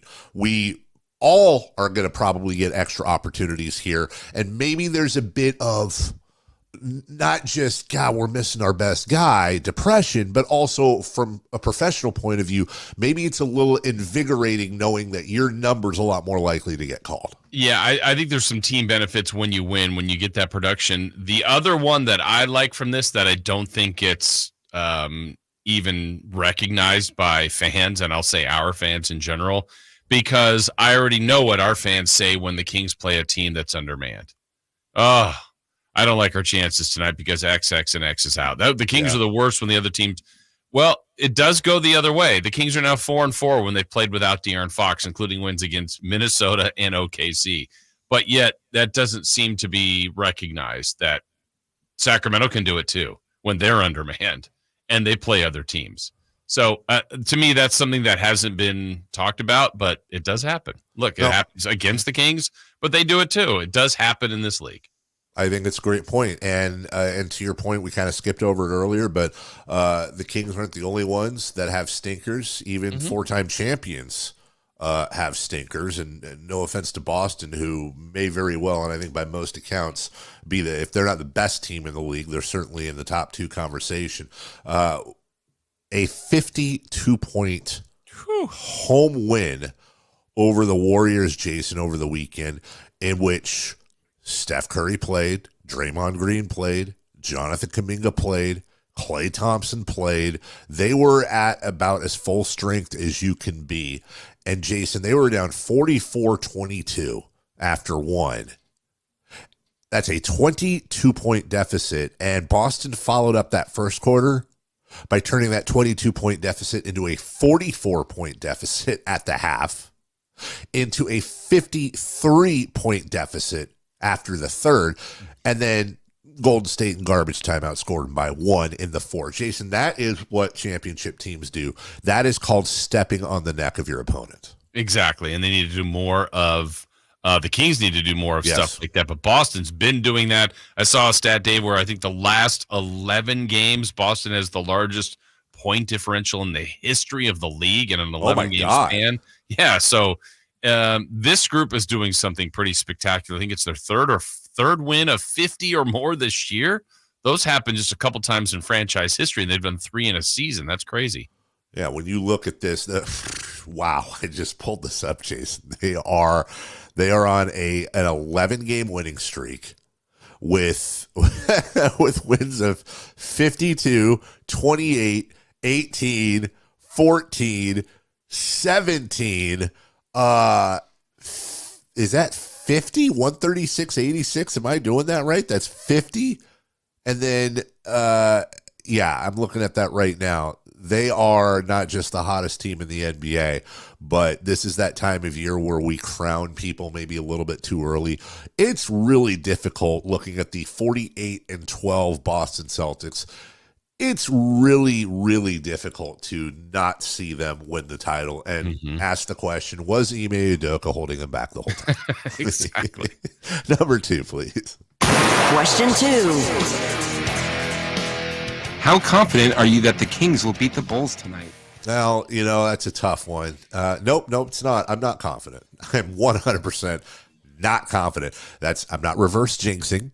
I'm not trying to play Lou Holtz Notre Dame, where every team you played was a tough challenge. First off, the Bulls are 4 games under 500. They're not 14 games under 500 or worse. Secondly, this is a Sacramento team that seemingly goes in the tank every first game back from a road trip, no matter how long or short that road trip is. And then also a Sacramento team that has a bad habit of following up huge wins with really crummy losses. Now, if you put a gun to my head, are the Kings going to win tonight? Yes, they certainly should. They're favored by 6.5. But the Kings being favored has been completely meaningless, it seems, this year. I'm not confident, Jason, but I do think they'll win. Yeah, I know where you're coming from on this because Sacramento has let people down. I was looking back at their track record here. Their losses, since it turned to 2024, they have 2 really bad losses by definition of teams below 500. They have the home loss to start the year against Charlotte, the calendar year, and then the one to Detroit. Other than that, the losses, I guess, kind of make some sense, with the exception maybe the Miami one's a little tough to figure out based on personnel that was out.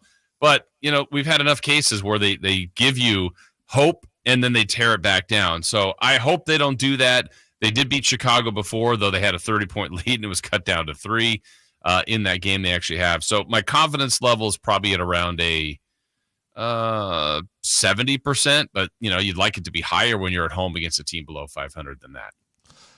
Just some numbers to back it up real quick. Not as terrible as you'd think, but for example, coming off a win, which is really what we're talking about, the Sacramento Kings against the spread, the Sacramento Kings are near the bottom of the league at 14-18 and 1 push, for whatever that means for you.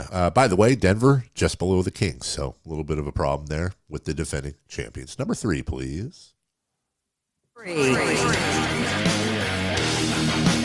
A graphic circulating yesterday showed Keegan Murray leading the league in isolation defense. Is he truly the 3-and-D guy that has eluded the Kings for so long? Yes, and I think he's just scratching the surface. Look, there's no doubt his defense has stepped up this year. He's also, what did we say in the offseason, Jason? We wanted to see him adjust his game and not just be guy in the corner. They had a graphic on his dunks the other day. He really has added driving to the basket and all kinds of moves to his repertoire. Now, offensively, we've seen some appear, disappear issues with him. I think last year was about him breaking the three-point record for rookies. This year, I think he's focusing on his defense, but we also saw him go for 47, and we saw him have a wonderful game a couple of nights ago. My guess is next year is the year he really puts both sides together. But I believe the Kings truly have their third star in the making in Keegan Murray, and it's like an ace in the hole. There are very few things I'm confident on in the NBA. Keegan Murray being a top-level player is one of them, and it's been a pleasure to see. It's happening in front of our eyes.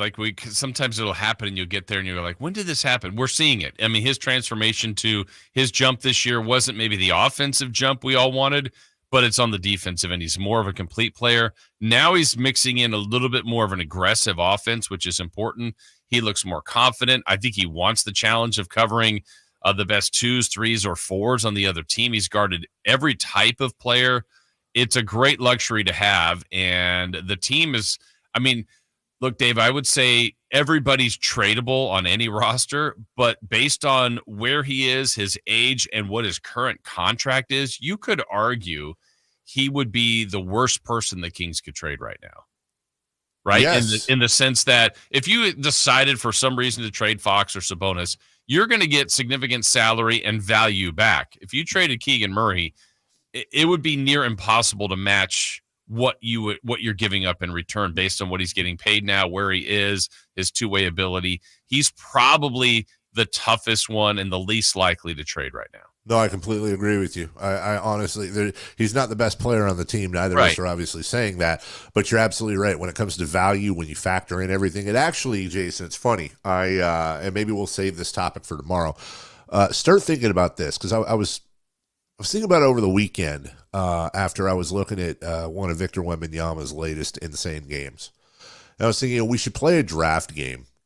And what I mean by that is, Jason, congratulations. You've been granted an expansion team.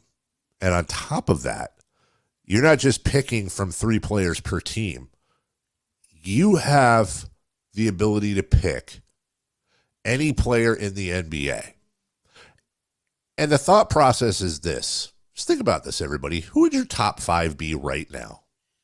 Taking in age, salary, potential, how they're doing right now. Who would be your top 5 pick? Who would be your number 1 pick? Would it be Giannis? Would it be Jokic? Would it be Victor Wembanyama? Who would it be? And I would tell you this, certainly Keegan Murray's not in that conversation, but you could argue Keegan Murray might be the top choice off of this team under those parameters. I think we could have fun with that tomorrow, Jason, because I think I know who my number 1 is, but boy, I kept going down this rabbit hole of, oh my God, who would I pick? So we'll take a break. We'll save that for tomorrow. When we come back, sad news out of the world of sports media. We lost Chris Mortensen, and then certainly not comparable to passing away, but we are losing, at least professionally, another major presence in the world of sports media as well. We'll talk about that more in the legacy of Chris Mortensen next. The NFL's leading rusher plays here. The handoff to McCaffrey, walks in the end zone. Handoff to McCaffrey, takes it right down to the goal line. He does his thing again. McCaffrey goes in motion right. Backwards pass led by Juszczyk. A block there. Hurdles a man. 10, 5, touchdown! CMC! You can hear all of Christian McCaffrey's touchdowns on your home for 49ers football. Sactown Sports. Sacramento weather is brought to you by the National Railroad Passenger Corporation. I'm Tamara Berg at the KCRA 3 Weather Center. It's Monday. We're looking at a cloudy and cool start to the day. Things may be damp outside, but expect that today's mainly dry under mostly cloudy skies. Temperatures running cooler than average with highs in the upper 50s. Get the latest forecast on the KCRA 3 News and the KCRA 3 app. Visit new and exciting places across the U.S. On Amtrak, it isn't just about the destination, it's about the journey. Without any busy airports or cramped car rides, with no middle seats, extra legroom, and first-class private rooms. New adventures are just an Amtrak away. Book now at Amtrak.com. Hey, it's Carmichael Dave. I got good news. The American Energy Heat and Air $0 HVAC diagnostic has been extended to February 29th. That's right. It expired at the end of January, but want to give you all an opportunity who missed out to get in. It's a $99 value. All right, it's $100, and right now it's free. I don't know how much easier I can pitch that. Normally $100, now $0. Let the American Energy team test your system, your connections, and all the moving parts of that system to make sure it's functioning properly. And you know who's going to be coming to your home? A group of people that have an A+ rating with the Better Business Bureau.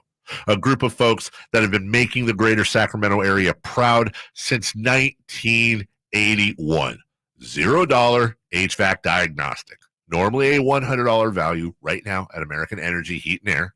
Go to AmericanEnergyAir.com or call them to make your appointment. 916-520-9990. To thank you for 40 unforgettable years, Dell Technologies is celebrating with anniversary savings on their most popular tech. For a limited time only, save on select next-gen PCs like the XPS 13 Plus, powered by Intel Core processors, and more. Plus, curate your dream setup with great deals on select monitors, mice, and more must-have electronics and accessories. When you shop online at Dell.com/deals, you'll have access to leading-edge technology and free shipping on everything. Again, that's Dell.com/deals.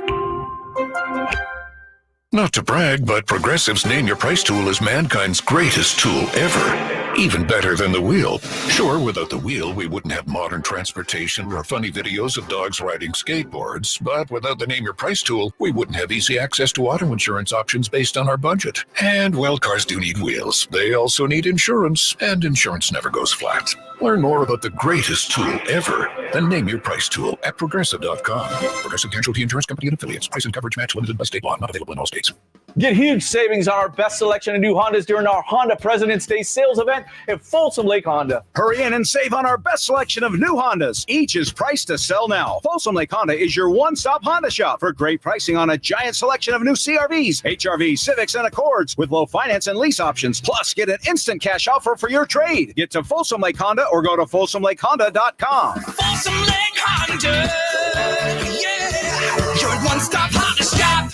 One ticket, 2 shows, the Sacramento Boat Show and Off-Road Exposition, plus the Big RV Show. Multiple dealers discounting all the best brands. Hundreds of wakeboard boats, travel trailers, pontoon boats, fifth wheel, personal watercraft and ATVs, toy haulers, fishing boats, motorhomes, and more. One massive event, the Sacramento Boat Show and Off-Road Exposition, plus the Big RV Show. March 7th through 10th. Find discounts at 2hugeshows.com. All guests come to you from the Folsom Lake Honda hotline. Folsom Lake Honda, your one-stop Honda shop. The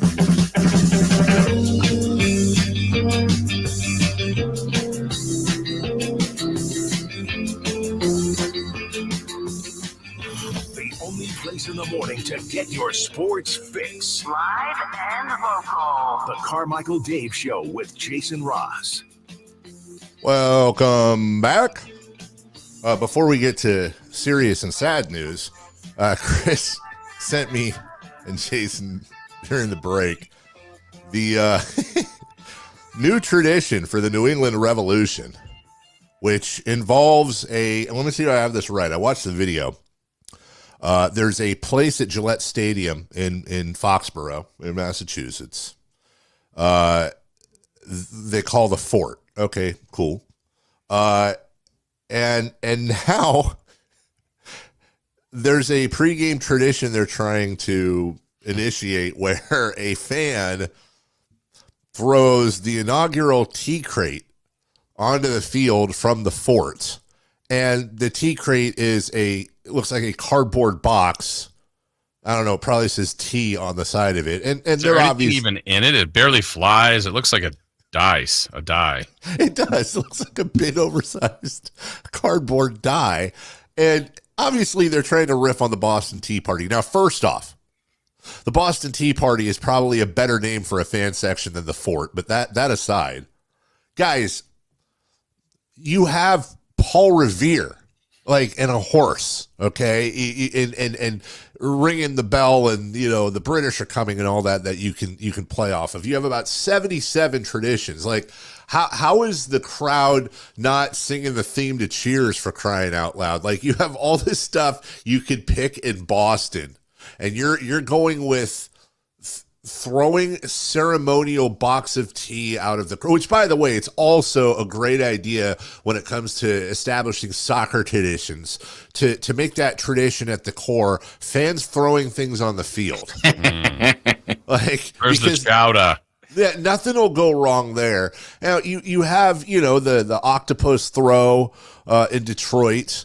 You have, doesn't the team throw fish on the ice in hockey for some reason, or am I mixing that? I thought like actual fish got thrown on the ice for some reason. Fish out of water. I don't know. The Buffalo Bills probably have my favorite. What do they throw, Dave?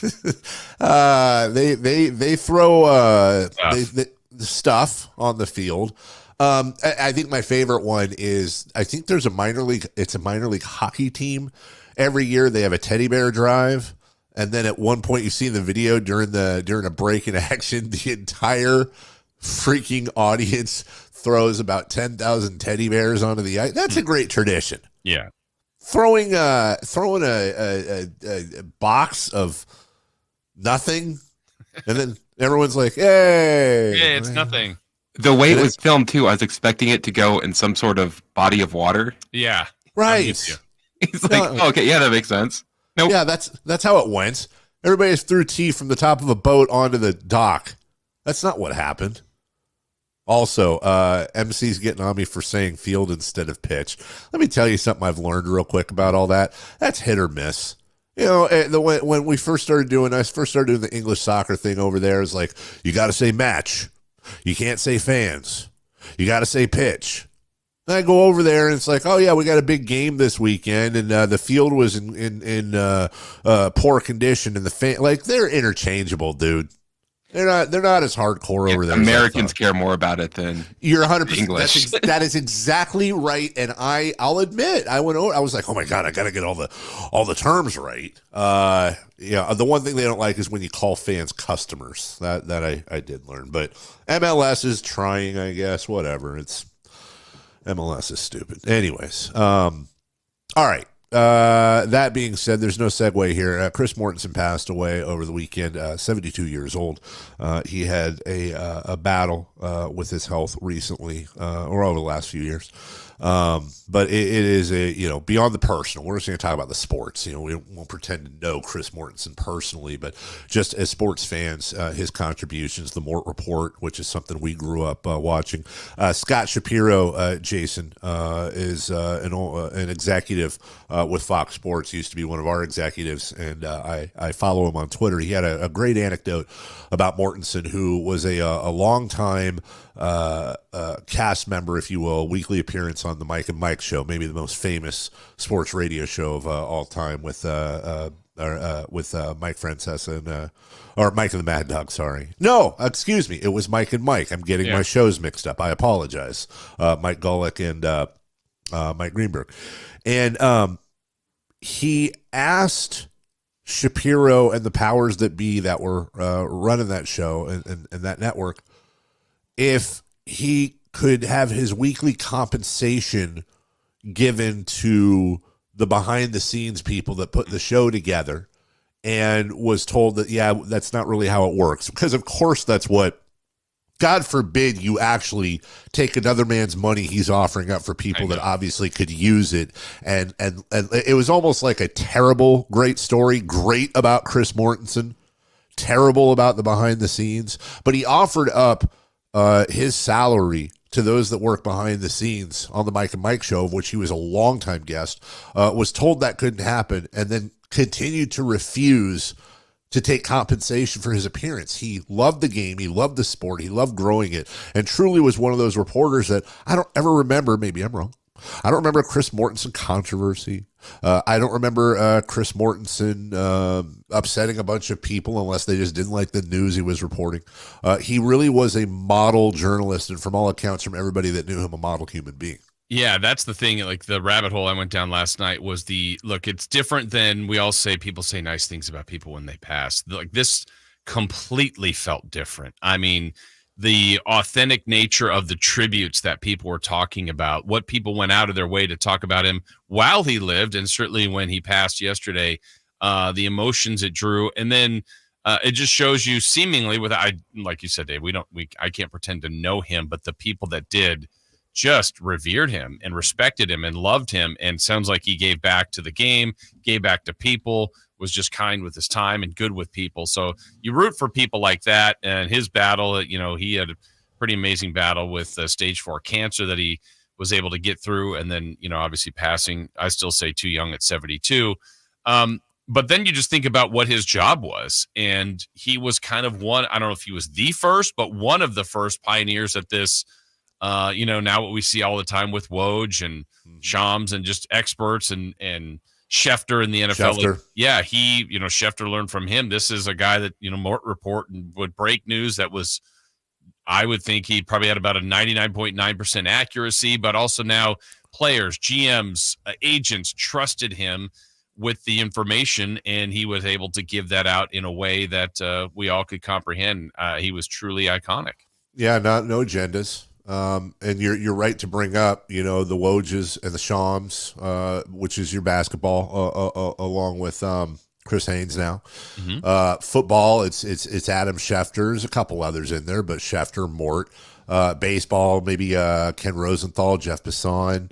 There are a very small, you can count on one hand for each sport, group of journalists that I say are lucky enough, but also worked their way into being, air quotes, lucky, to be those go-tos for breaking news that you could always trust, that they don't miss. And Mort was that guy. He also was very, very good, I thought, on TV and radio, and being able to break down what I think is the most complicated sport in America to break down. The NFL on the surface is, a modern day gladiator situation. It's on the surface. The NFL is a bunch of dudes crashing into each other and trying to walk over each other to get a ball in the end zone. On the surface, it's a very simplistic, seemingly very non-complicated game. When you go anywhere below the surface of football, it is, I think, easily the most intricate game, with the largest playbooks, with play calls that sound like they're literally being made up, and some of them are. The amount of things to memorize, and the very few, and I say this is maybe the best kept secret in sports. You want to make journalists, TV hosts, radio hosts, you want to make them nervous, Jason. There's a very easy way to do it. Everybody listen to me for a second, because it's very true and it's never talked about. I would love to see somebody who knows, whether it's next player, I think a coach would be perfect for this.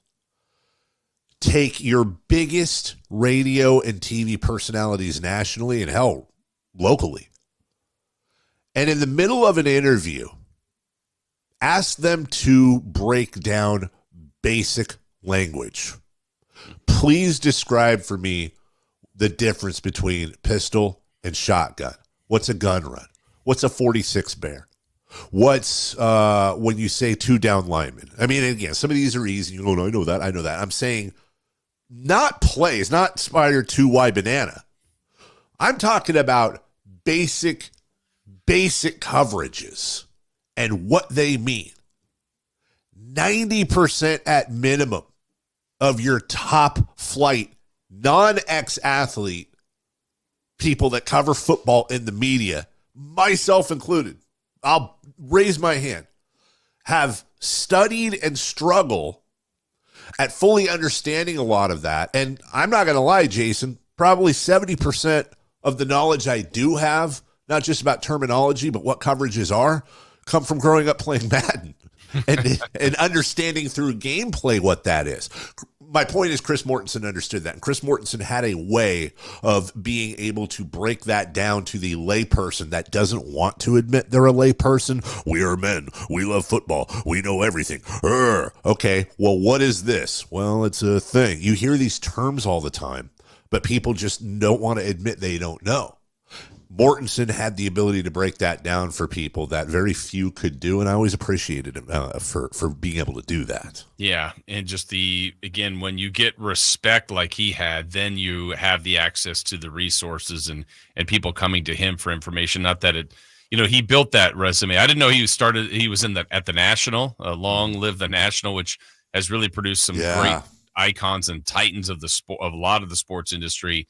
But just really, really good at his craft and built one heck of a career.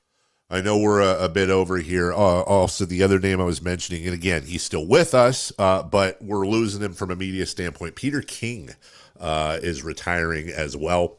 When you want to talk about titans of NFL media, Peter King, we all know him, probably grew up on him from Sports Illustrated, but continued his career. Not the newsbreaker necessarily, but just a guy that was intimately connected, Hall of Famer, that type of thing.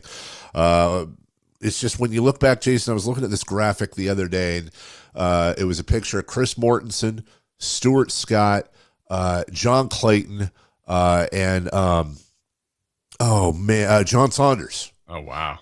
Right, and you're thinking, and that doesn't cover it even, the whole thing, but you're looking at that going, golly, I understand that people come and go, but a lot of the big spokes folks, if you will, of sports growing up with us, no longer with us, so also should make you enjoy the ones you have right now, the ones that really stand out. We will take a very, very quick break. When we come back, a little bit of baseball. Matt Chapman signs with the Giants. Seems like a good fit, but there's some pretty big free agents still out there. Why is that? We'll talk about that next.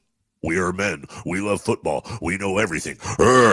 The only place you'll find Kevin Herter is Sactown Sports. Herter's open, steps into three. He's got the triple. Hey, Sacramento, it's Kevin Herter, and you're listening to the home of the Sacramento Kings, Sactown Sports. Your local sports leader. In business, service is everything. Cintas delivers what you need to better serve your customers. Whether it's freshly laundered work apparel for almost any job imaginable, tested and inspected fire protection systems, first aid and safety supplies, on-site AED training, or mops and restroom products, stocked and ready when you need them. Better work days happen together. So visit Cintas.com. Oh, I'm ready! And get ready for the workday. Without the ones like you, who work tirelessly to keep things running, everything would suddenly stop. Hospitals, factories, schools, and power plants, they all depend on you. No matter the weather, emergency, or time of day, you're the ones who get it done. At Grainger, we're here for you with professional-grade industrial supplies. Count on real-time product availability and fast delivery. Call, click Grainger.com, or just stop by. Grainger, for the ones who get it done. For a precision-crafted performance, the decision is easy. A new Acura from Acura of Stockton. Get the driving experience you've been waiting for in a new Acura. Get the best selection and customer service you deserve from Acura of Stockton. Shop in person or use our online express store at AcuraofStockton.com. Acura of Stockton will buy your trade, even if you don't buy from us. Don't settle for less than precision-crafted performance of a new Acura from Acura of Stockton and AcuraofStockton.com.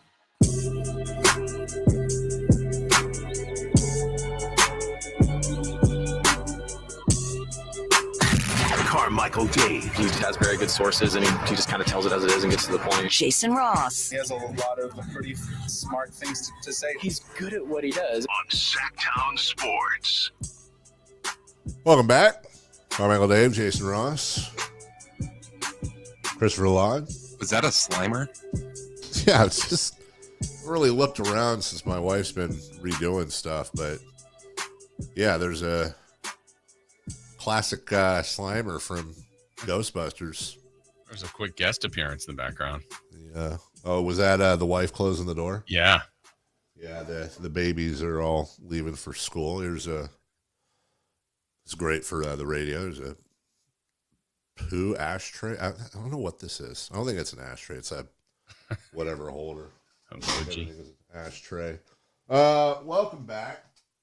Yeah, I'll have a better light tomorrow. As I said earlier, I ordered it. If by the way, I'm attempting to dazzle Dave. If you are just joining us, you joined us earlier. I got to light it up better, but behind me, my wife tried to put a lot of the memorabilia from years gone by behind me. I don't know if you can see Can you see the rotating Florida State helmet, Jason? Yes. Yeah, that's my favorite right there. Yeah. Magnets are cool, man.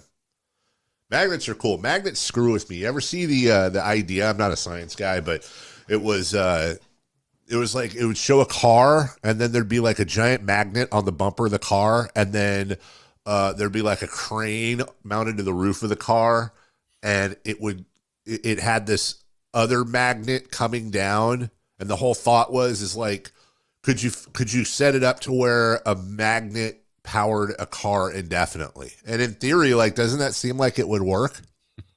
But then, like, obviously it doesn't. What everything was run on magnets.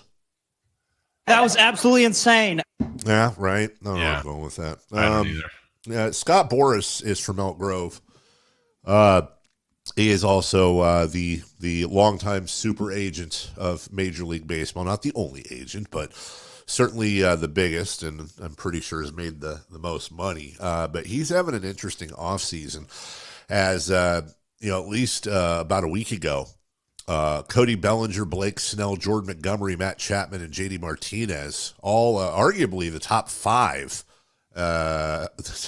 free agents still remaining. Certainly 5 of the top 10, and a few of those are still out there. Matt Chapman is not one of them, as he signed with the San Francisco Giants. He joins Jorge Soler as some of those bats coming in for the Giants. Alan Stiles is our big resident baseball guy. He is a baseball guy. Not that we don't love baseball, but he certainly seems to be incredibly passionate about it. I think you could bright side this Giants team and say, they might surprise. Matt Chapman's not going to hurt, though. Obviously, defensively, he's a huge plus and going to add a little bit more pop to that lineup. Yeah, I mean, look, that last year we said it all year, the Giants were just screaming 500. It just looked like a team that would do that. They weren't terrible. They weren't great. And now with a couple of tweaks, maybe you get a little bit more. I'm anxious to see what Bob Melvin can do, too. I mean, I'm a huge fan. I know you are, Dave, of him as well. So if there's a little bit more to wring out of the team and wring that, towel dry, I think he will get the most out of them. But the most difficult thing and the most obvious thing is, look, it's about trying to get into the postseason if you can. But that division, man, the Dodgers are just so loaded with talent. Giants aren't on the same par, but doesn't mean you can't beat them in single games and try to beat them in series. But over the long haul, the Dodgers just have too much to me. Well, Logan Webb is the ace without a doubt. And you hope you get Kyle Harrison continues to do well. Robbie Ray is hurt, but new member of the team that they hope they can get something out of later this year. Obviously, adding in a Blake Snell completely changes that starting rotation as well, having Webb and Snell as your top two. And if Harrison ends up fulfilling that potential even a little bit more this year, that's a pretty nice top trio, especially with Camilo Duvall taking care of your bullpen. Then you look at that lineup, however it may be. Jung-Hoo Lee, don't forget, and he hit a home run the other day, which, by the way, numbers on that home run by Lee, it would have been out of every single ballpark in Major League Baseball except one. You could probably guess which one that was. No, I don't. Which one? San Francisco. Oh, no, really? Yeah, every ballpark in baseball, they have the little graphic where they can show how many ballparks it would have been out of. San Francisco, the only one where that ball was hit where it would not have been a home run. Soler is in there now. You hope Yaz is healthy, ready to go. You have Bailey behind the plate. Jason, I've been very down on the Giants, very, very down on Farhan Zaidi, and down on baseball in general. But I can squint and look at this team and go, okay, on paper, there's some stuff to work here with, especially with how 3/4 of the league pretty much makes the postseason, but yeah. It'll be very interesting how this translates to on the field. Yeah, I mean, I like their lineup actually a little bit better. I think Wilmer Flores is a really good glue player, can play everywhere, has been a good Giant. So I think Conforto, I know, was a guy they had higher hopes for. So I feel like there's some pieces there with Chapman, with the development of some of these other players. But to me, it's back to the rotation. I know you brought up Blake Snell. Like, if that's a guy they could get, then the rotation to me looks a lot more, menacing. I think Logan Webb is one of the better pitchers in the league, has given them good innings, is very reliable. But I just have questions with that starting rotation right now at this point. Well, it's funny you say if Blake Snell's a guy they could get. They could get him. Like, they can get him. They would have to spend that money, but they can get him. It's just a matter of whether or not they'll continue to open up the pocketbook. I don't know what to do with the A's, and at some point, I think it's gonna be tough to talk about the A's this year, man.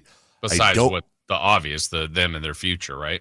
That's exactly right. I mean, there's far more to talk about off the field than on the field, and Kings fans know this all too well. They've been through that for there was a 5-6 year period where the Kings were far more interesting off the field than on. I don't know what to do with them on the field other than just sit and wonder. It's kind of the same. It's the same way with the Giants, but not. Don't get me wrong. I'm not comparing the rosters, especially when you look at salary. Same in the sense that I guess one of the good things about baseball is you can look at a team like the Giants and say, well, they're probably a 500 team. You can look at a team like the A's and say, they might win 60 games. But I think out of any sport, you could say this every year, it's the most difficult to guarantee a trend. I have no idea. I don't know what the hell they're going to do this year. Right. And most I know people say struggle, right? Yeah, most people would say struggle. But then you look at a team like the Dodgers, and certainly I'd love to be in their position as a baseball fan. From a talent point of view, this is a champagne problem to have. But with the Dodgers, it's really simple with them. They win a championship or they fail. They very much are, for different reasons, it's almost a San Francisco 49er type year for the Dodgers. That's it. Yeah, they're all in, and I get why they should be. They've been kind of in this mode for a while, but when you add $700 million to a guy like Shohei Ohtani, and you still have Freeman and Betts and everything you've already had and built up with just a stacked roster, they better be World Series or bust. Somebody on the chat line asking if we're A's fans. Jason is a Yankee fan. I am a lifelong Giants fan. I will only speak for myself, and I've said this before. At this point, the Giants to me are kind of like a family member that you are loyal to, that you may not like very much, but they're your family, they're your blood, and there's nothing you can do about that. I can't see myself ever not being a fan of the Giants. Wow, that was a really good analogy. But I sure as hell like the A's more right now than I do the Giants. I've liked the A's more for the last couple of years, and it has a lot less to do with what they do on the field, although I think the A's over the last 10 years have just outperformed more than not, given what they have. But without going on some huge soliloquy here, I know we have to break, but I always like to make this clear every once in a while, Jason. I have a very difficult time as a Giants fan sitting with how they have dealt with the A's. I think they play a major role in why the A's are leaving. I think that's understated. I think they screwed the A's quite a bit. And I don't like their ownership at all. Period. I do not like their ownership. Now, the owners are supposed to be stewards of the franchise, and I'm a fan of the franchise and the history of the franchise. But I think the A's are far more likable, and I have no problem saying that I'm not one of those split cap guys, but I sure as hell root for the A's, man. I do, and I'd like to see them do well this year. and off the field. I don't care about on the field. I'd like to see them get a win off the field. We'll take a break. When we come back, Jason, let's build some hope on the Kings. Let's look at some numbers you put together on what they've done versus some very, very good teams. And they're not playing one tonight, but that doesn't mean that can't be a challenge as well. We'll go over all that and more coming up in just a couple minutes on Sactown Sports. On the move? Got somewhere to be? Take Sacramento Kings basketball with you. The Sactown Sports app will let you stay connected to your passion. Never miss a moment of Sacramento Kings basketball with the Sactown Sports app. Some people just know the best places to eat around town. Those are the people who know to choose Allstate. They know exactly where to go to get exactly what you're wanting. They know where to find the spiciest hot pot, the gooeyest brownies, and the tenderest, most flavorful portobello steak. Those people also know that safe drivers save 40% with Allstate. Saving 40% is based on the national average premium savings for Allstate auto customers with a clean driving record versus those without. Savings vary by state and vary based on how you buy, subject to terms, conditions, and availability. Allstate Fire and Casualty Insurance Company and affiliates, Northbrook, Illinois. eBay Motors is here for the ride. Go ahead, feel your engine. Admire that perfectly installed exhaust. Your vehicle's moving along this freeway like it was made from fresh installs and a whole lot of love. With eBay Motors, you get over 122 million parts to keep it running. And with eBay Guaranteed Fit, they'll be the perfect fit every time. Plus, at these prices, well, we're burning rubber, not cash. Keep your ride or die alive at ebaymotors.com. Eligible items only. Exclusions apply. Sacramento weather is brought to you by Folsom Lake Kia. I'm Tamara Berg at the KCRA 3 Weather Center. It's Monday. We're looking at a cloudy and cool start to the day. Things may be damp outside, but expect that today's mainly dry under mostly cloudy skies. Temperatures running cooler than average with highs in the upper 50s. Get the latest forecast on the KCRA 3 News and the KCRA 3 app.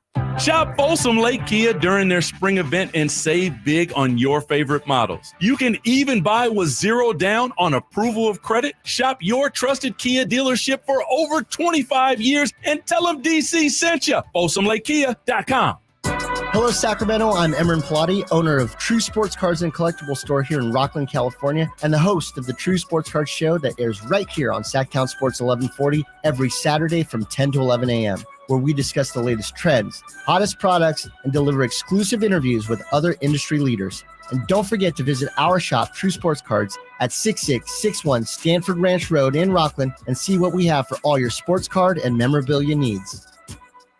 Discover your dream home at Subcontractors United, your source for all home improvement needs. A talented team of home services experts is ready to make your projects a breeze. No more endless internet searches. Find your contractors in one place. Enjoy stress-free service absolutely free, with no hidden costs and no accounts to set up. Transform your living space into something extraordinary. Visit Subcontractors United today and experience the joy of hassle-free home improvement. Dream big at subcontractorsunited.com. Carmichael Dave here for Jiffy Lube, your proud sponsor of the Drive of the Game. Listen to every Kings game for Gary Gerald's Drive of the Game call. Then listen to Jason and me the next morning for a chance to win a $100 Jiffy Lube certificate, courtesy of all the Jiffy Lube locations in the greater Sacramento area. Jiffy Lube, your place for oil changes, wiper blades, tire rotations, and more. Hey, for valuable coupons and a location near you, visit jiffylube.com. Hey, it's Carmichael Dave asking you, are you feeling the pain of paying more and more for your gas? PG&E has increased their rates 4 times in the last 5 years, and the new forecast says PG&E customers may see their bills increase 32% by 2026. The good thing is there are steps you can take to protect yourself from these rate hikes, and better yet, American Energy may be able to help you completely eliminate your gas bill with a new ultra-high efficiency comfort system. Did you know SMUD offers huge rebates to eliminate your old gas guzzler? They can help you guide through the whole process. Seriously, listen to me. You go to the SMUD website. There's tons of rebates available, but it is confusing on how to do it. Listen to these rebates. $2,500 from American Energy, $3,500 from SMUD, $1,000 from Caltech, $2,000 home system upgrades. That's $9,000 in rebates. Let American Energy help you out at 916-520-9990. Call 916-520-9990 now. All guests come to you from the Folsom Lake Honda Hotline. Folsom Lake Honda, your one-stop Honda shop. From the Power Business Technology Toshiba Studios, KAM Sacramento, KYMX HD2 Sacramento. Sacramento's official home for the San Francisco 49ers. Touchdown! San Francisco! Sactown Sports. The Carmichael Dave Show. He's on the microphone when he's not on the microphone. He's playing a song, and when he's not playing a song, he's on the microphone. And then boom, with Jason Ross. No, he didn't. Yes, he did. Call or text at 916-339-1140. It's the Carmichael Dave Show with Jason Ross on Sactown Sports. Welcome back. What up, Gus? What up, Gus? Those of you watching on the chat, when everyone leaves for work and for school, and I'm broadcasting from home, Gus does not want to be left alone. And the lights are a little off here. Gus, you want to say something? Go ahead. Mike's yours. Uh-huh. Yeah. What else? Uh-huh. Yeah. Is he awake snoring? That's just dogs like this. It's actually kind of sad because they're bred so horrifically, and they have it's like their face got hit with a shovel. They have that flat face. You see this in pugs too, and they just naturally kind of snort. Yeah, so that's him. You got sausage arms and cankles. He is a big purring. Here you go, dude. But he also uses it as kind of a. He gets a little more purry and snorty when he's not a fan of what's going on, and so when I'm holding him up on my lap, he's. I think he's constantly in fear, like most little dogs, of falling or being crushed. So Gus says hi, everybody. Welcome in, and Gus, like a lot of us.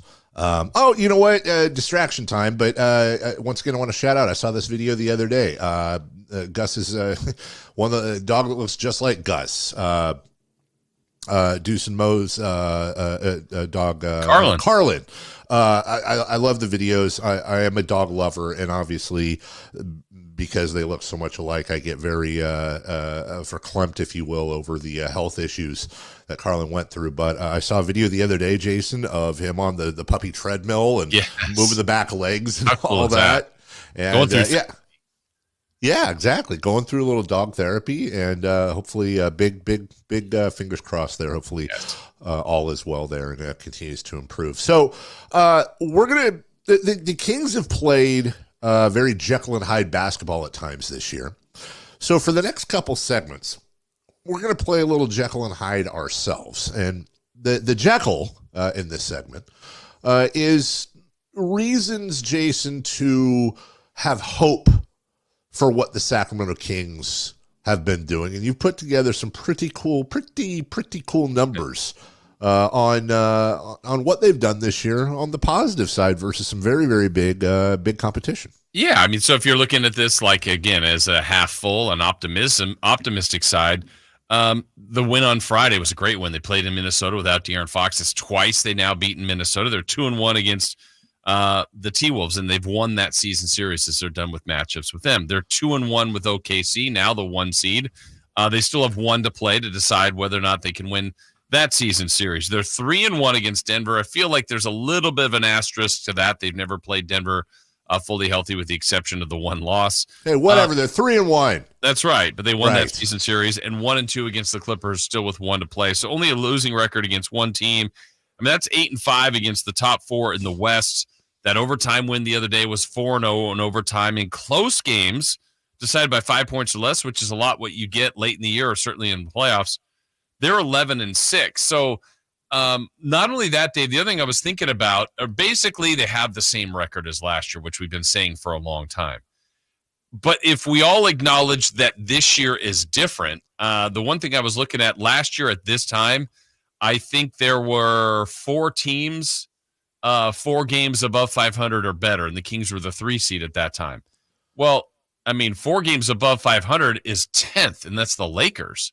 Yeah. So if there were only 4 teams in the West above 4 games above 500, and the Kings were having about the same record, you could argue that they're better this year. And in that kind of realm, if we're all agreeing that the West is better, the Pacific's is all going to be either a play-in or a playoff team like last year, and you have all these matchups against these teams, and they're doing well against them.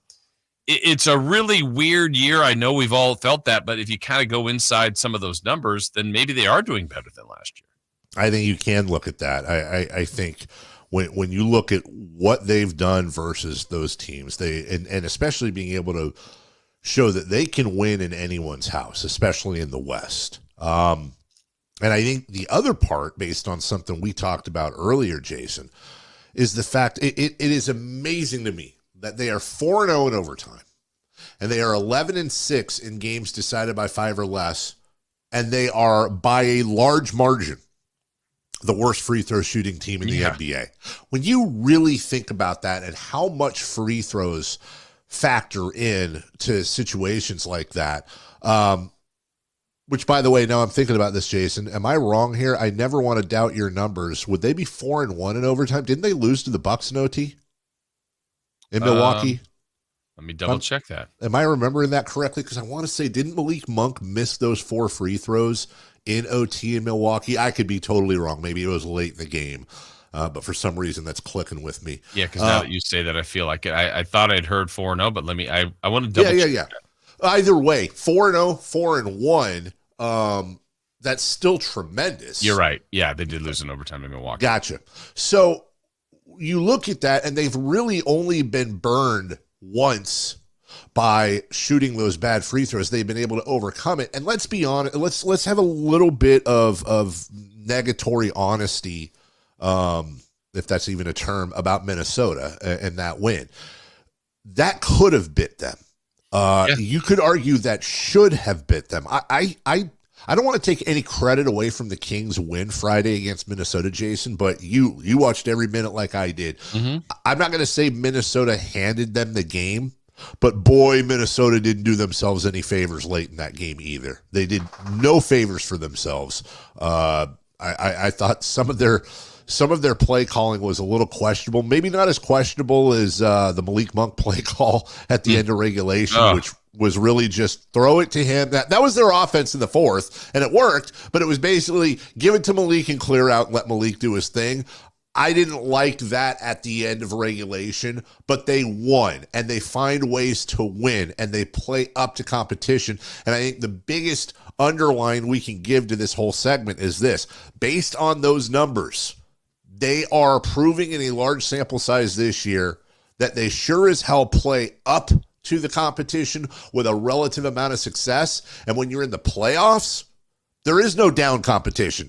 It's all up competition. Yeah. So if they're doing that during the regular season, if they continue to do that in the playoffs, they could make some noise. Yeah, for sure. And that, so again, trying to compare this year to last year, like we do generally in a lot of things. Last year they were a 3 seed. Right now they are back into 6th. But last year at this time, Dave, there was one team with 40 wins or more in the West. Now there's 3, and the Clippers are at 39. So if we're agreeing that the entirety of the West is that much better, and the Kings have basically the same record, just a different spot in the standings, my point being is maybe they truly are having a better year, even with the things, and we can point out, and I know we're going to do it in our next segment, the hide segment, but things that have gone wrong, things they're missing up on, things they could be better at. So it's kind of a they're living in a world where the West truly is better. It doesn't feel, and also they're in year 2 of this. Last year, everything about it was exciting and fun. And I think when we've had some exciting wins to watch this year for this team, we've enjoyed it, but we've also been as frustrated as we can remember. I know you've called this maybe the most frustrating or least likable good team they've ever had. And I think we're kind of living in this dichotomy of 2 different things going on with this team. And because things are always, can be taken out of context, I always want to follow up that. I have said that this is the most least likable team in Sacramento Kings history. And of course, what I mean by that is certainly not the likability of the players or the likability of the team. I mean, hell, they're in the playoffs. That's amazing. But too many times it feels like the Kings are the smart kid in school that does really well on tests, but never wants to do the homework, and they end up getting a C. They pass, but you look and you go, you're doing the hard part. You're acing the tests. If you just did the homework, the easier part for everyone else, if you just did that, you'd be an A+ student. And the dislikability part, again, it's not a personal thing. It's stems from the frustration of, come on, guys, you're doing the hard stuff well. Take care of the free throws. They're not they're expensive throws for the team this year. Make them free throws. Make free throws great again. That's what. Make throws free again. Would that be it? No, you get what I'm saying. Let's make hats. There. Yeah, we'll make them purple. Also want to remind everybody, speaking of great, it's a great gift certificate from Jiffy Lube, $100 simply by having listened to the great Gary Gerald call a Sacramento Kings win like you did Friday night. We'll take the first caller at 1-800-920-1140. Jason Ross, I don't even know. Jason Ross has the Jiffy Lube play of the game right in front of him. All you have to do is call 1-800-920-1140, have that play of the game, and you will get yourself a $100 gift certificate to our dear friends at Jiffy Lube. We'll take a break. Now, we told you this is going to be a Jekyll and Hyde couple of segments. When we come back, those are some reasons for optimism. The Kings have proven they can play on the road, at home, with the best in the West. Now, let's crush that sentiment with why the Sacramento Kings team is likely a first round out. We'll do that part next. On the move? Got somewhere to be? Take Sacramento Kings basketball with you. The Sactown Sports app will let you stay connected to your passion. Never miss a moment of Sacramento Kings basketball with the Sactown Sports app.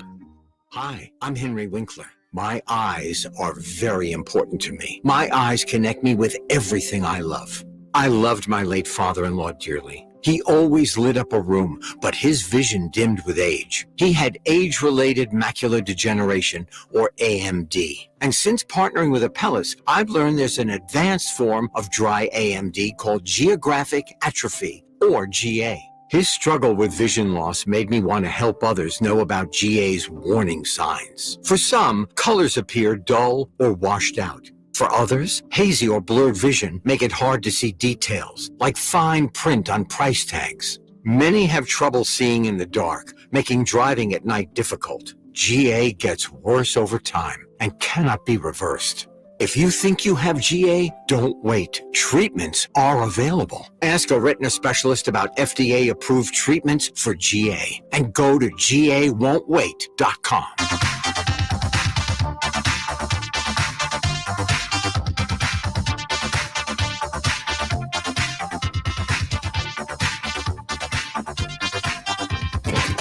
Bleed black and purple. It's the Carmichael Dave Show with Jason Ross on your local sports leader, Sactown Sports. According to Business Insider, top cities in the United States, people are leaving. Number 5, Chicago. Number 4, D.C. Number 3, L.A. Number 2, New York. Number 1, San Francisco. Top cities people are moving to. Number 1, Las Vegas. Number 2, Phoenix. Number 3, Tampa.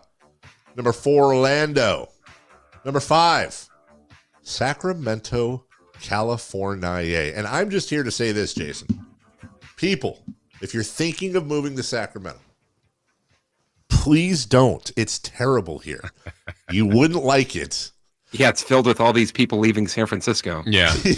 That's exactly I saw that post too, and I laughed at someone's comments early in that. I think someone said, "Why Sacramento?" Then I saw there was like 14 comments. Like, oh, let's see what. And then one of the first was ridiculously cheap, and I went, No. Can we do some fact checking on that? No, and it's one of those like, I'm out of cash. If you're lucky enough, and again, champagne problems, if you're lucky enough to be a homeowner, and having been a homeowner for the last few years, for example, it's like this weird dichotomy. We live 25 minutes from my kid's school. and that's that. If you think about that, that's an hour a day just leaving and dropping off. You look a little crooked there, Jason, with the water bottle. I don't know what's going on. Yeah. It's so we talked the other day about, you were like, well, yeah, I mean, is it even worth having a conversation about moving closer to the school? And it's funny. I don't know, funny, but the good news is that if you've owned property in Sacramento, for example, let's say for the last 10 years, you're probably in a really decent equity position. The bad news is that that's all on paper because you're sitting on a rate maybe in the 3s, maybe in the 4s, which you're not going to touch right now. And also, everything else has gotten, like, if you want to move, that's great. You got equity, but that house in that other town next door, that's also gone up a ton. So unless you want to move to like a completely different part of the country, you're kind of stuck, which I get it. It's fine, whatever. But Sacramento is far from cheap. Talking money. Shout out Jeff Tarbell. Yeah. So go ahead. Yeah, I was to say we do have someone, Dave, ready to guess our Jiffy Lube drive of the game. Yeah, let's go. All right, let's welcome in Mike. Mike, do you know the Jiffy Lube drive of the game? Mike! Is it Keon to Herder in the third? Keon to Herder? That sounds wrong. That sounds so wrong, but let's see if Mike is right. Ooh. Has 12 points, one of 3 Kings in double figures. Had a baseline attack and a high floater that's missed by the Timberwolves along the left baseline. Keegan has it. Keon Ellis sets it up. Coming to the rim and scoring is Kevin Herder. And that has got to be your Jiffy Lube drive of the game. A quick transition push, giving Sacramento an advantage in this one. There you go, Mike. Hey. Awesome. Congratulations, Mike. You've got yourself a $100 gift certificate to Jiffy Lube. I know winter is kind of wrapping up, although tell that to the people in the mountains and the foothills. Right. So you have an opportunity to, still got a rainy season, still got a lot of things to do. So you can winterize your car, you can springerize your car, whatever it may be. But we appreciate you listening to Sactown Sports, buddy. All right, appreciate it. Thanks so much. Thank you. Forgot to do my. Told you, and thank you, Mike. Hang on, Dave. That we'd have at some point a Jiffy or any play. Keon Ellis lob for Kevin Herder for a dunk. I'm like, yeah, that play's not happening this year. I would say in the odds, that's right after the Jalen Slauson kicks out to JaVale McGee for 3. Corner 3. Net. 3 on nothing but net. Right. That's probably right there on the odds. Either way, congratulations, Mike. And let's get to it. I guess I'm purposely trying to avoid it, but we do have to crush some of those hopes. And again, we spent the last segment being optimists, if you will. Here, Sam Amick came on the show last week, Jason, while I was gone, and said that teams don't fear the Kings. And I believe that. I think he's only scratching the surface. I think not only do they not fear the Kings, I think teams love playing the Kings. And statistics lay that out, that teams shoot better when they play Sacramento. It's an exciting, fun night of basketball. And as we've seen many, many times this year, it's like a get-right game where except you're not playing a terrible team, you're playing a great team. So you come out of there with a win against Sacramento. It's a quality win. But on top of that, there's different types of nights. Like back in the 90s, you go in and you play back in the 90s, you go play New York, you go play, some of those defensive stopper teams. Let's be honest, players didn't look forward to playing against those teams, not only because there's a good chance they were going to get beat, but it just dragged on you a little bit. Now, we don't have defensive teams like that now, but there are teams in this league that just aren't as fun to play against for NBA players. The Sacramento Kings, I think, probably rank at or near the top. I'd be really curious to see a poll on this of teams that are just the most fun stylistically to play against. Yeah, I think they got to be up there. Pacers, a couple of the teams I'm thinking of that are kind of free-flowing offense that, maybe attempt defense but just aren't as good. I think that's probably accurate that people wouldn't fear the Kings, though I think the Kings don't fear anyone else, which I think is also encouraging. But, if you start to think about it, who do you think is feared in the West? I still think Denver should be. And maybe I personally think the Clippers, if they're right. But after that list, that's respect to OKC and Minnesota. I know they're having great years, but they're kind of in that inexperienced column. Dallas, Phoenix seem to have some flaws. Pelicans, maybe Lakers. I don't know. I wonder who truly is feared out of the West. Because remember last year when the Kings were third, we started hearing stories late in the year that people wanted to get to 6 because they wanted to play the Kings. I think it's a different thing. There's a lot of things at work here, Jason. First and foremost, the Kings aren't the darling this year. They're not the surprise. They don't have a target on their back like the Nuggets, for example. But I think they have a bigger target on their back than their playoff seeding and success last year really deserves. They were a 3 seed, but they were also a first round out. Say what you want, but they were a first round out. But I think because of little things like lighting the beam, the way the atmosphere is in Golden One Center. No, this isn't me blaming the atmosphere for losses. What I'm saying is, I think other teams truly love coming into Sacramento and playing because of the atmosphere. I think it wakes them up. I think it engages them. I think they know that defensively, this is a team that they can get a little bit loose on. And I think that all factors in. I think not that it's not fun or horrible to play a Minnesota or an Oklahoma City or a Phoenix, but I will just bet you this. I'll bet you they'd rank below the Kings when it comes to funability, not a word. And, on our chat, and I totally get what Patrick's saying, beat the Wolves both times in mini, beat Denver 3 out of 4, beat Oklahoma City 7 out of the last 8. So go ahead and don't fear us. And I hear you, dude. Yeah. But I would say this, lost by 11 at home to Miami, coming off a win at the Clippers. Blew a massive lead in Phoenix. Lost at home by 13 to Detroit. Lost to Charlotte at home. Lost to Portland on the road. On and on and on. There's almost 2 handfuls of games that are exactly the opposite. So to Patrick's point, while I understand that on one side, which we went through in the last segment, there's plenty of reasons to hate the team. Yeah. To hate playing the team. I'm sorry. There's also, when you play Sacramento, what opposing teams can 100% say in the locker room, guys, throw records out the window. This team, if you get to them, they're vulnerable. Let's come out of the box, break their confidence, stop the game up, don't let them get into a rhythm, and we can mentally crack these guys. I guarantee you that's in damn near every pregame speech every coach says playing the Kings. Yeah, what's weird, too, about this team that I feel like is what we've said a lot this year, like they're missing something. Like, where's the dog? Where's that mentality that someone won't let them lose these type of games?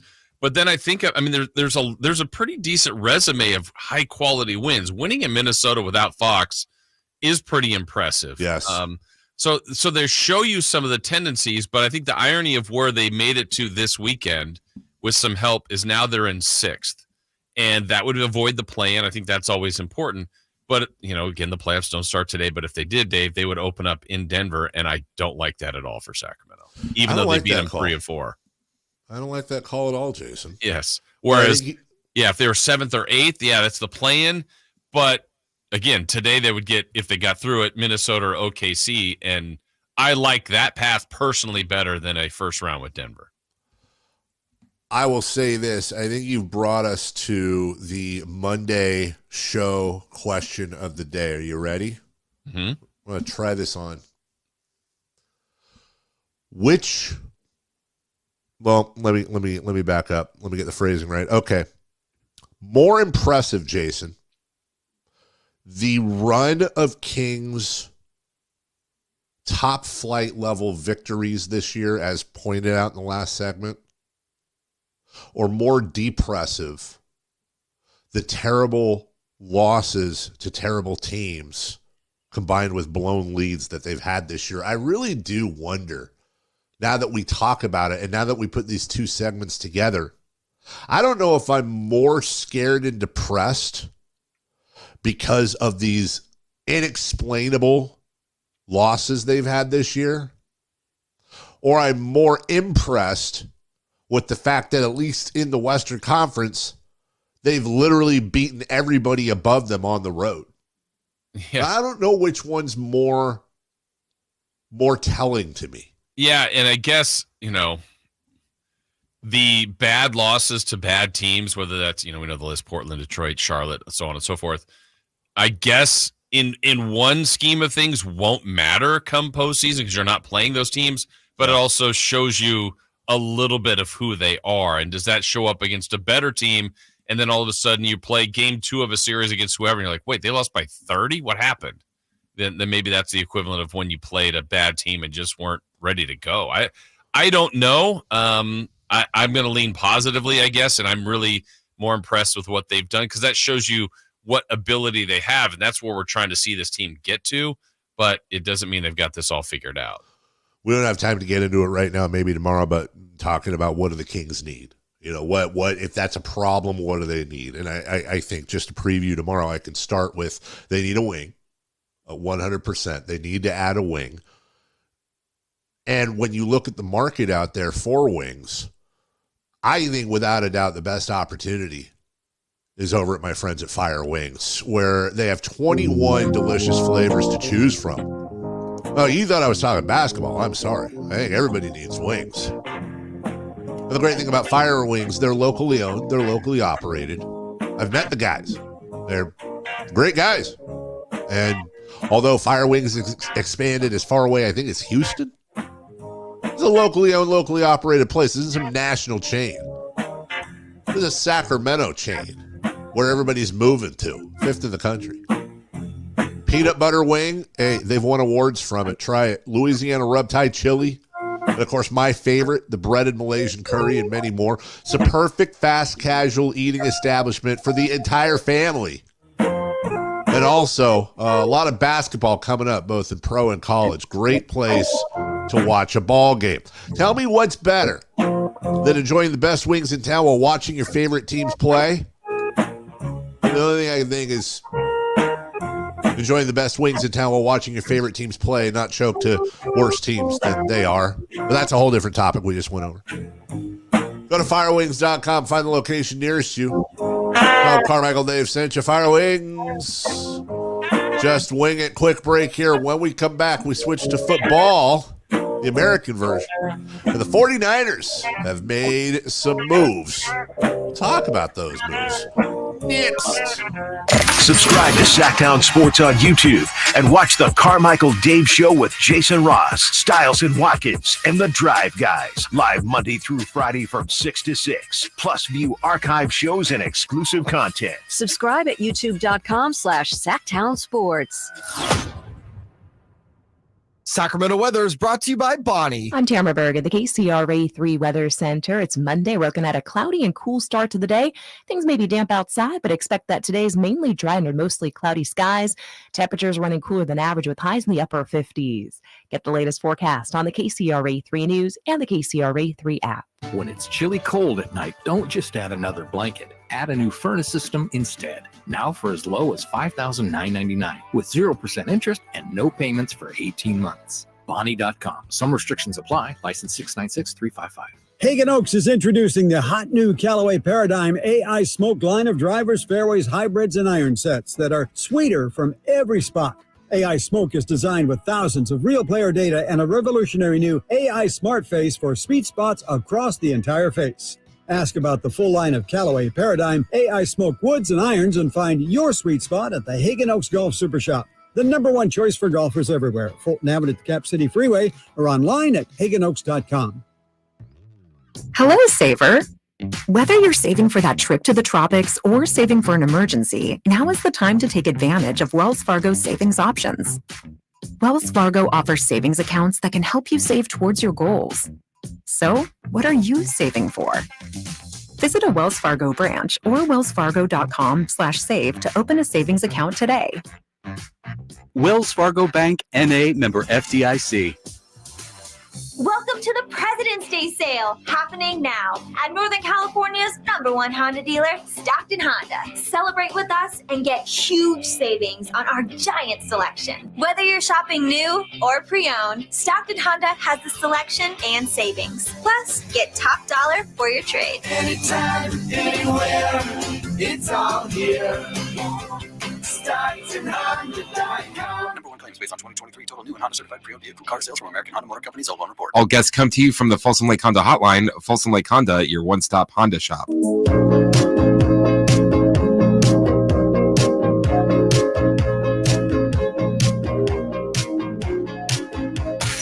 Carmichael Dave Show with Jason Ross. Call or text at 916-339-1140 on Sactown Sports. 916-339-1140 is your text line. One of the texts that came in off the last segment from the 209. You guys always skip over bad losses, such as the Houston beatdowns and the New Orleans beatdowns. Those are more disgusting to me than any of the other ones. Jason, I disagree. Look, with Houston, I think we caught them at a very hot time. I still didn't like those losses, but I think we caught them at a good time for them and apparently a bad time for us. With New Orleans, they might be the worst matchup we have. Still, the margin of loss is tough, but they're a horrible matchup. I'm not saying I enjoyed those losses or that those weren't maybe a bad loss here or there with them, but I can't put that on par with Detroit or Charlotte or Portland or blowing a historical lead to Phoenix. That's tough for me to do that. Yeah, I'm looking back. That was game 5 and game 6 to Houston. Those are bad. I'm not, again, saying, oh, those are nothing. But you can, again, game 5 and game 6, you also didn't have De'Aaron Fox. Reasons, maybe excuses, depending on how you look at it. Yeah. But on the list of bad ones, yeah, they're up there, but not the worst to me. Not even really that close, to be honest. No, I completely agree. No, I 100% agree.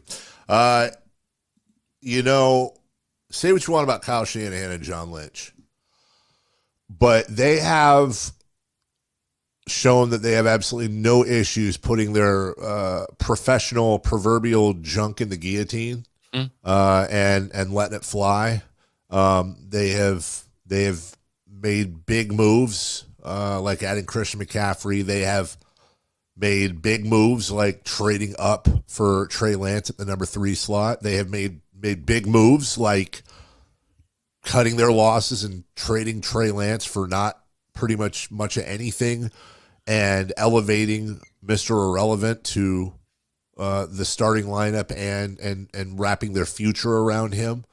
And there are others, grabbing Chase Young. I'm not saying they've all worked. I'm saying they've never been afraid to put themselves out there for good or bad. And they continue to do that over the weekend by promoting Nick Sorensen as their new defensive coordinator. This, from an outsider's perspective, Jason, this really surprised me. When they let Steve Wilkes go, I had said, I think they know exactly who they want. And by the way, that's probably true.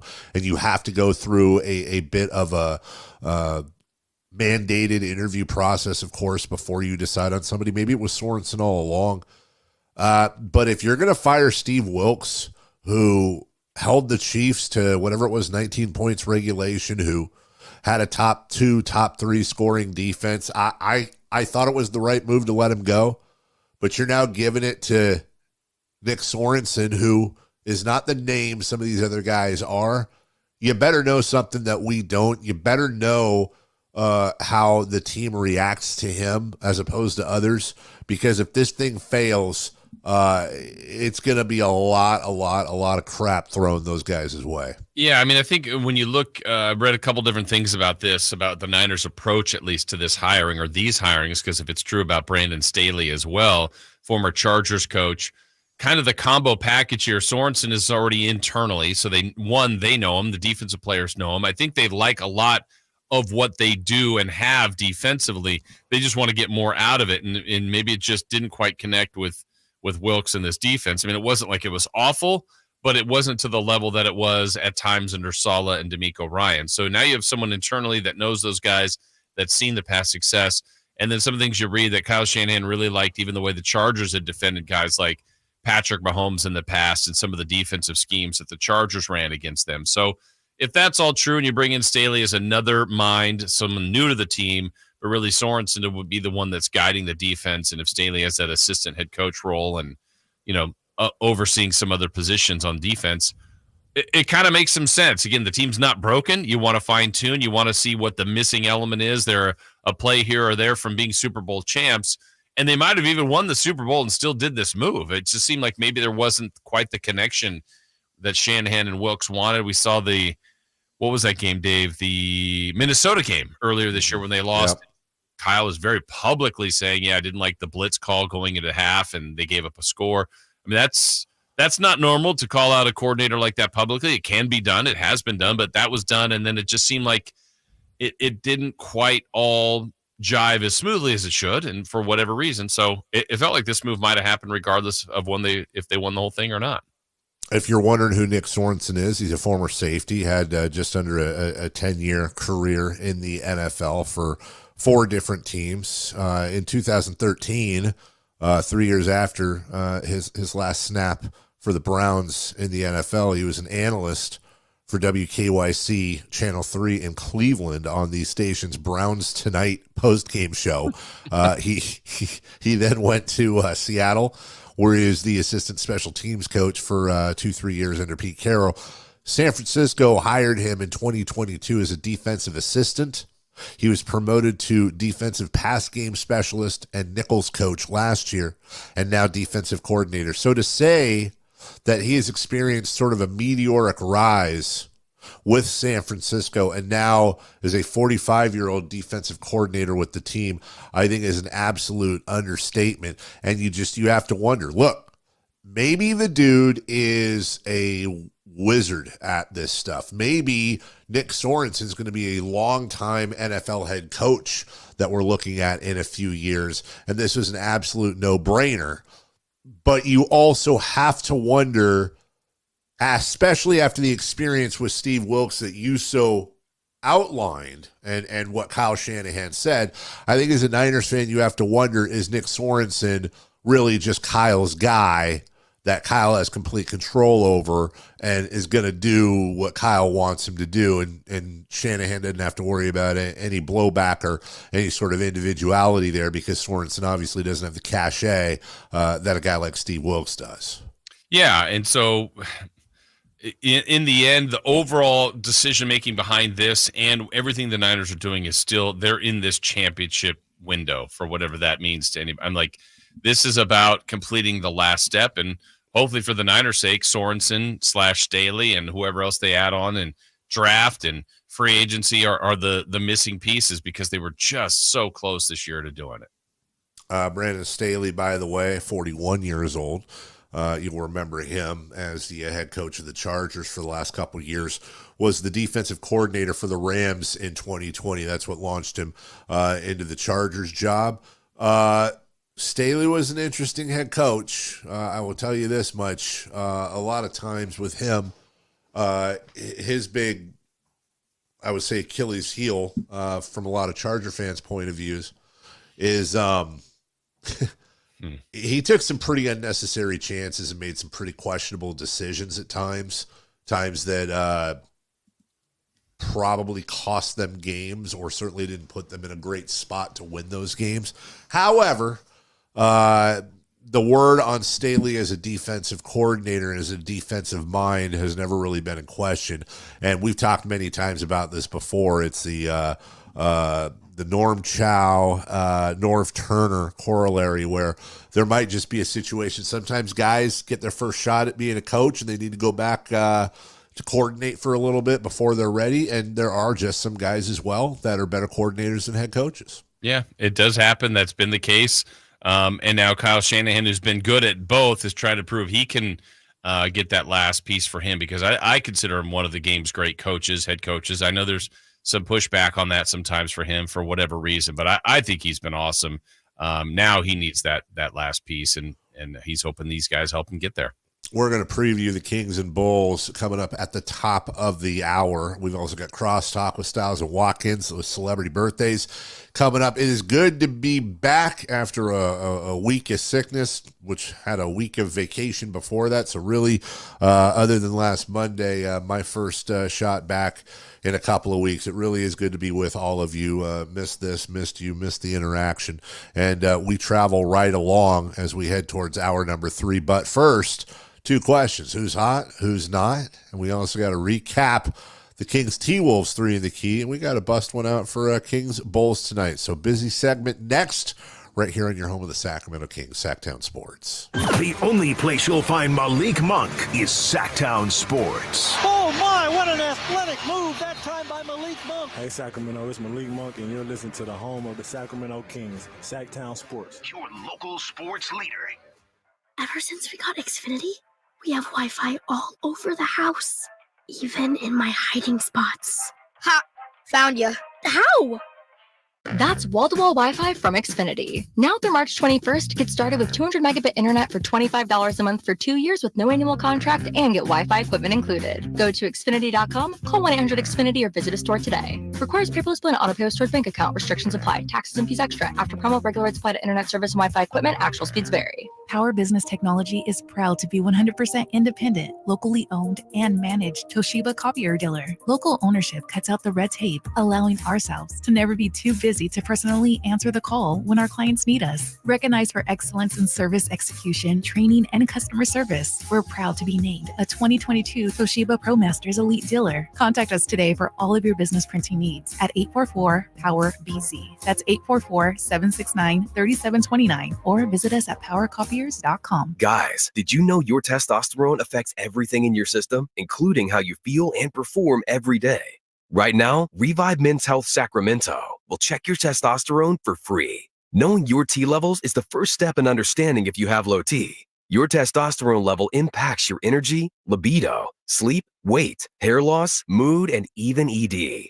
Maintaining an appropriate T level can change your whole life. Most men start to see changes in their hormone levels in their 30s. Experience and results matter. So what are you waiting for? Get your T levels checked today by local, experienced, and trusted men's health experts. They've helped thousands of men since 2011. They're so confident they can help you, they even guarantee it.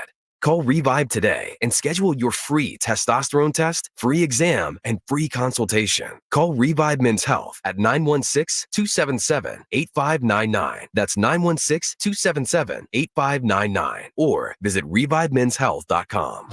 Country in the Park is back May 17th and 18th at Cal Expo with Brantley Gilbert, Dustin Lynch, Jay Cohen, Walker Hayes,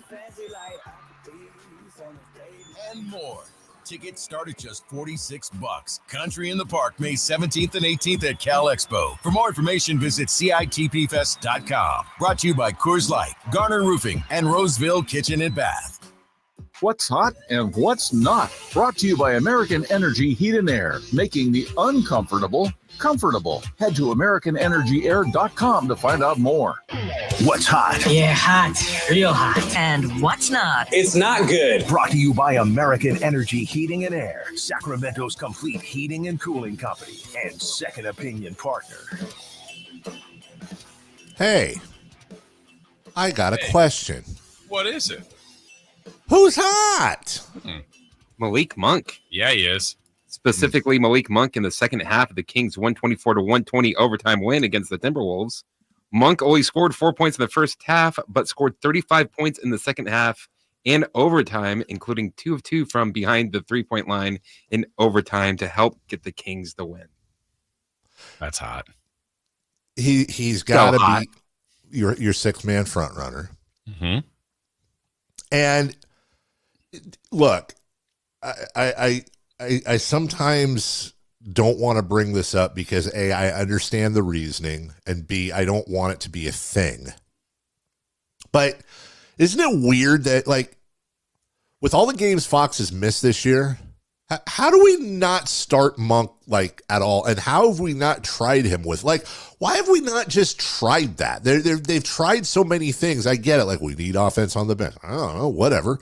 It's like, okay, but this is a guy capable of scoring 39 points in a game. Hell, Malik Monk, I think if I had to pick somebody to go for 50 on the Kings, Monk's probably my first choice.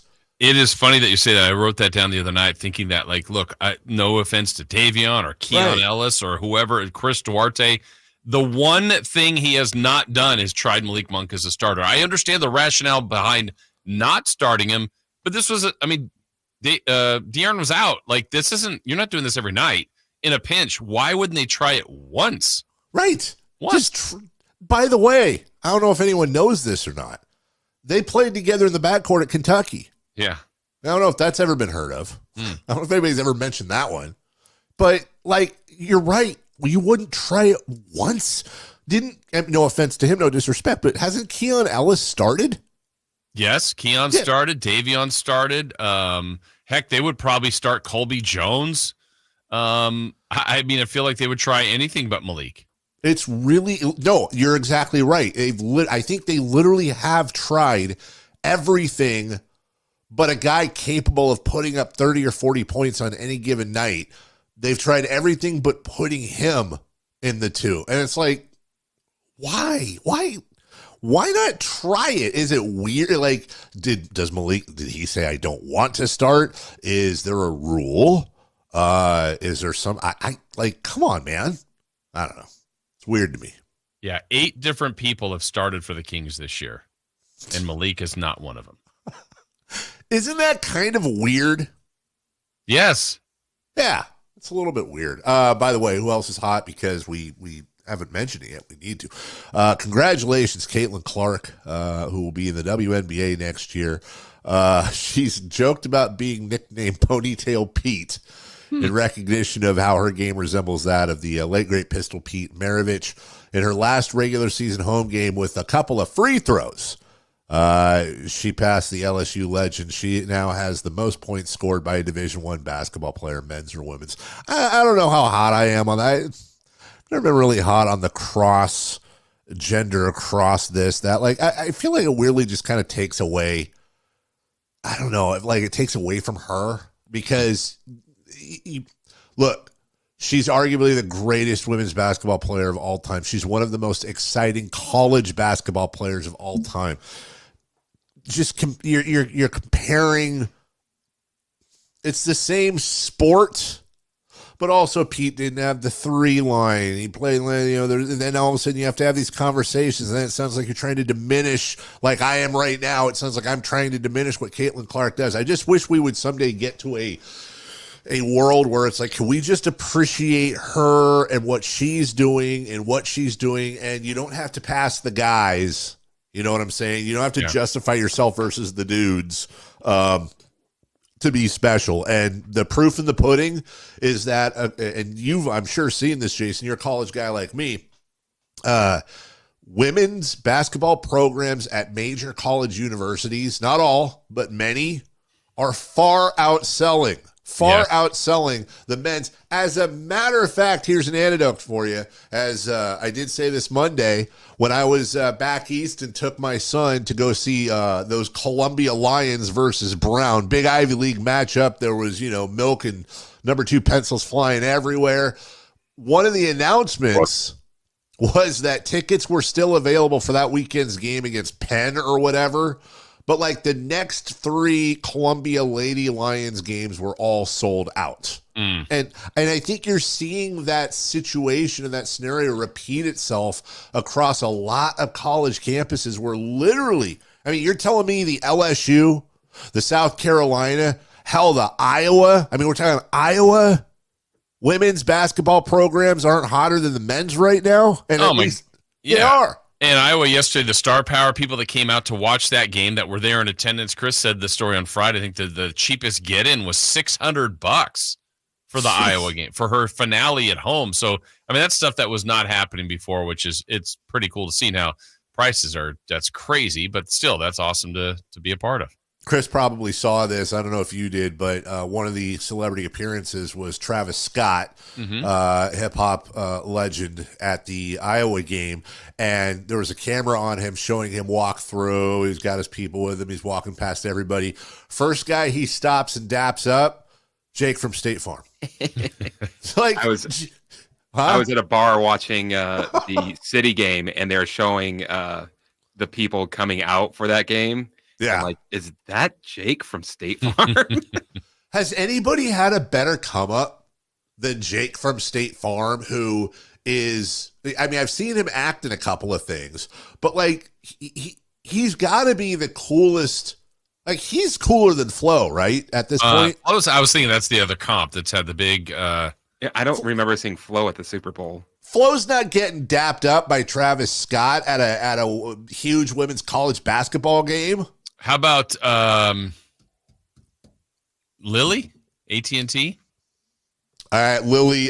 Yes, Lily. That's a whole different story. Lily, AT&T's Lily is definitely a pretty darn big star. None of them are Joey Suzu. Let's be honest. Come on. He's still with us? I think so. Is he? I'll find that out. All right. Who? Well, while I look up to see if Joey Suzu's with us, who's not? Steph Curry. I mean, who's not hot? Not who's not with us. Go ahead, Steph Curry. Steph Curry. He was 2 of 13 and 0 of 9 from behind the 3-point line. And the Warriors 140-88 loss to the Boston Celtics. Didn't even play the second half. Jeez. Maybe it's time to retire? I think they should just fold the franchise. David Leisure. I found it too. 73 years old, known as Joey Suzu, is still with us. Here's a question. Is he Suzu still with us? I don't think so. What was the last time you saw any Suzu commercial? A commercial? Yeah. When was the last time you saw a car? That's actually a great point. God, when was the last time you saw a Suzu? Here's my thing. I'm going to give some free advice because we got to move on here. I'm going to give some free advice to PR people that don't know what the hell they're doing. Much like they co-opted the Verizon guy, we need a car company to co-opt David Leisure, who's 73, still with us, and you need to put him back in his role, but not as Joey Suzu. Make him, Donald Dodge or something, and bring him back and do a whole campaign about that. Why not? He's not doing anything. Do we know that he's not doing anything? Well, let me ask you this, Jason, and have you read his Wikipedia? I was there, but I went away already. Okay, so hopefully you didn't read this. You know what his first major, first major acting role was? Well, minor acting role, but you'll know it. Empty Nest? Empty Nest was after this. This was in 88. No, you should know when I tell you that his big, huh? No, I don't know. I don't know. Okay, his big break was as one of the Hare Krishna members at the airport in Airplane. I knew that. You remember that? Of course I do. Yes. Yes. When they had the big karate scene. Oh, good for you, Joey Suzu. All right. We got a recap of 3 in the Key, don't we, here? Yeah, we do. Bring back Joey Suzu. Hey, quick thought on Liam Neeson being in the next Naked Gun reboot. Yeah, Liam Neeson's. There's a clip out there. Well, first off, I don't know the Jason the clip. So, like, my first instinct is the Naked Guns are absolutely legendary, and you're never going to top our guy. Why am I Leslie Nielsen. Why am I? Thank you, Nielsen. Jeez, COVID. But I will say this, Jason.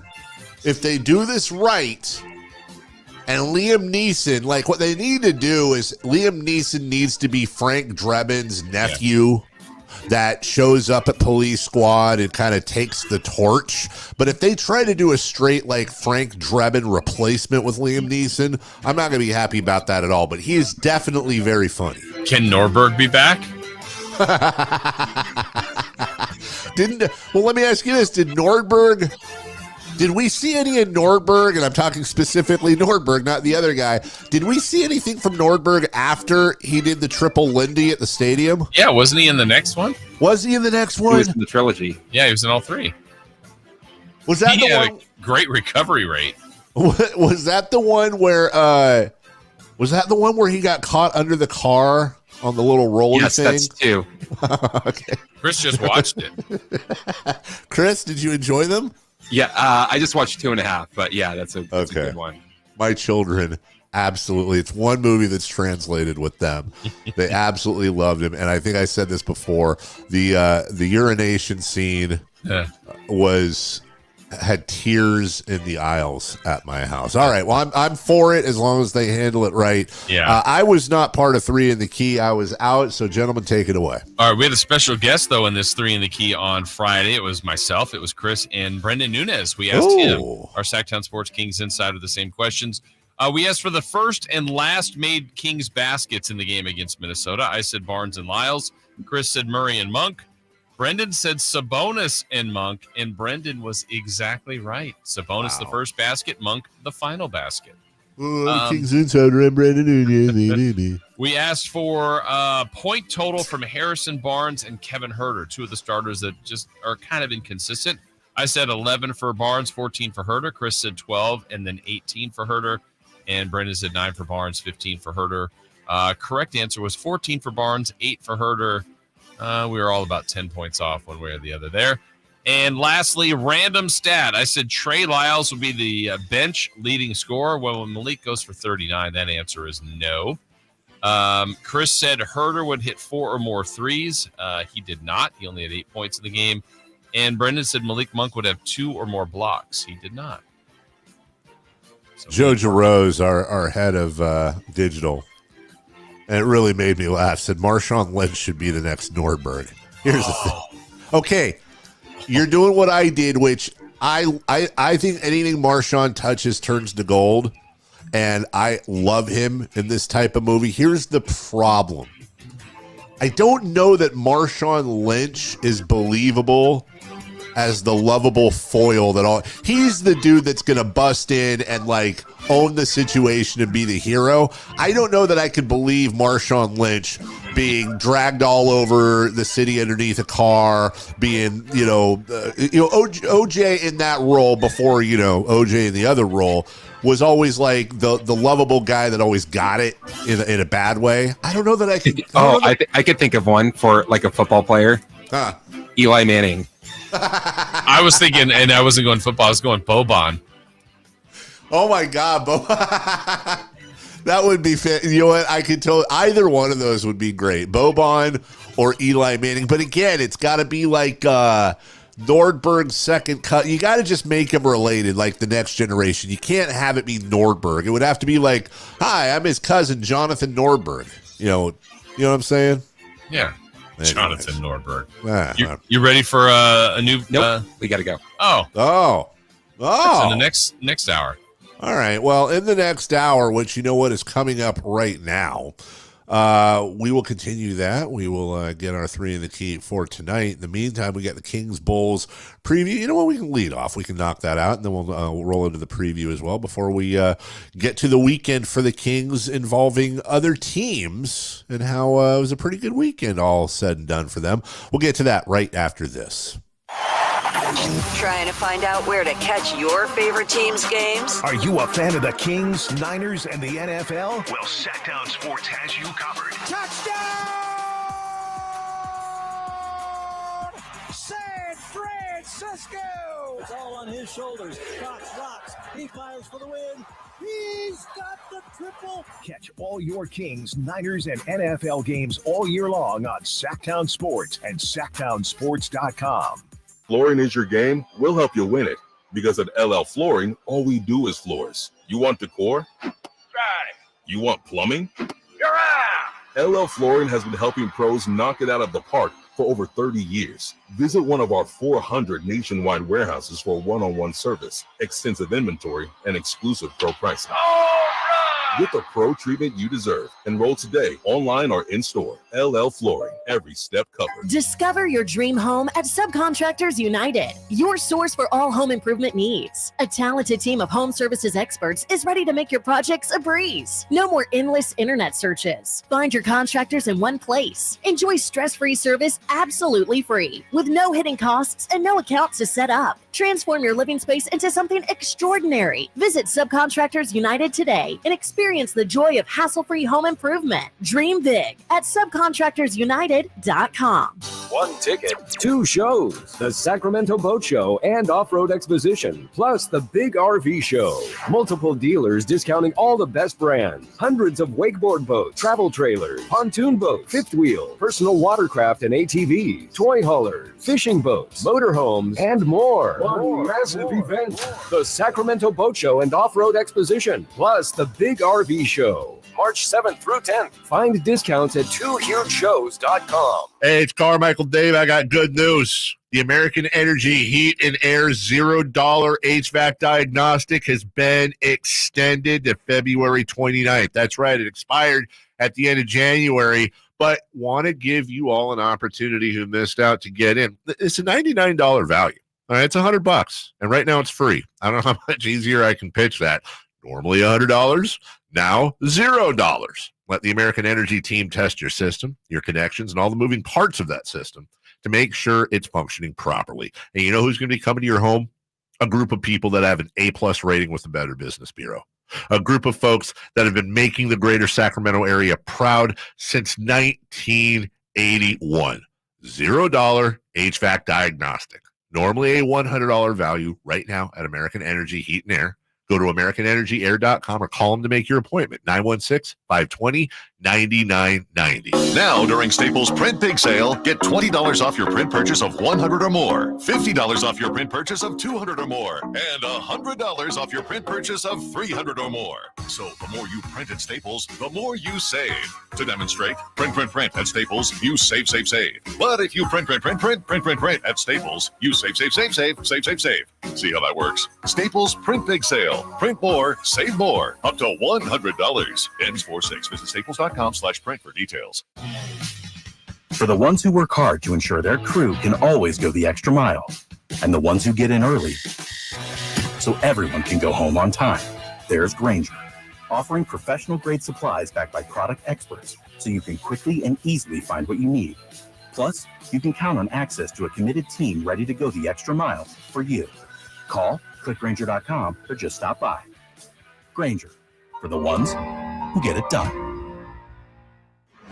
From the Power Business Technology Toshiba Studios, KHTKAM Sacramento, KYMX HD2 Sacramento, the only station in Sacramento giving you local sports coverage from 6 a.m. to 6 p.m. Monday through Friday. Sactown Sports.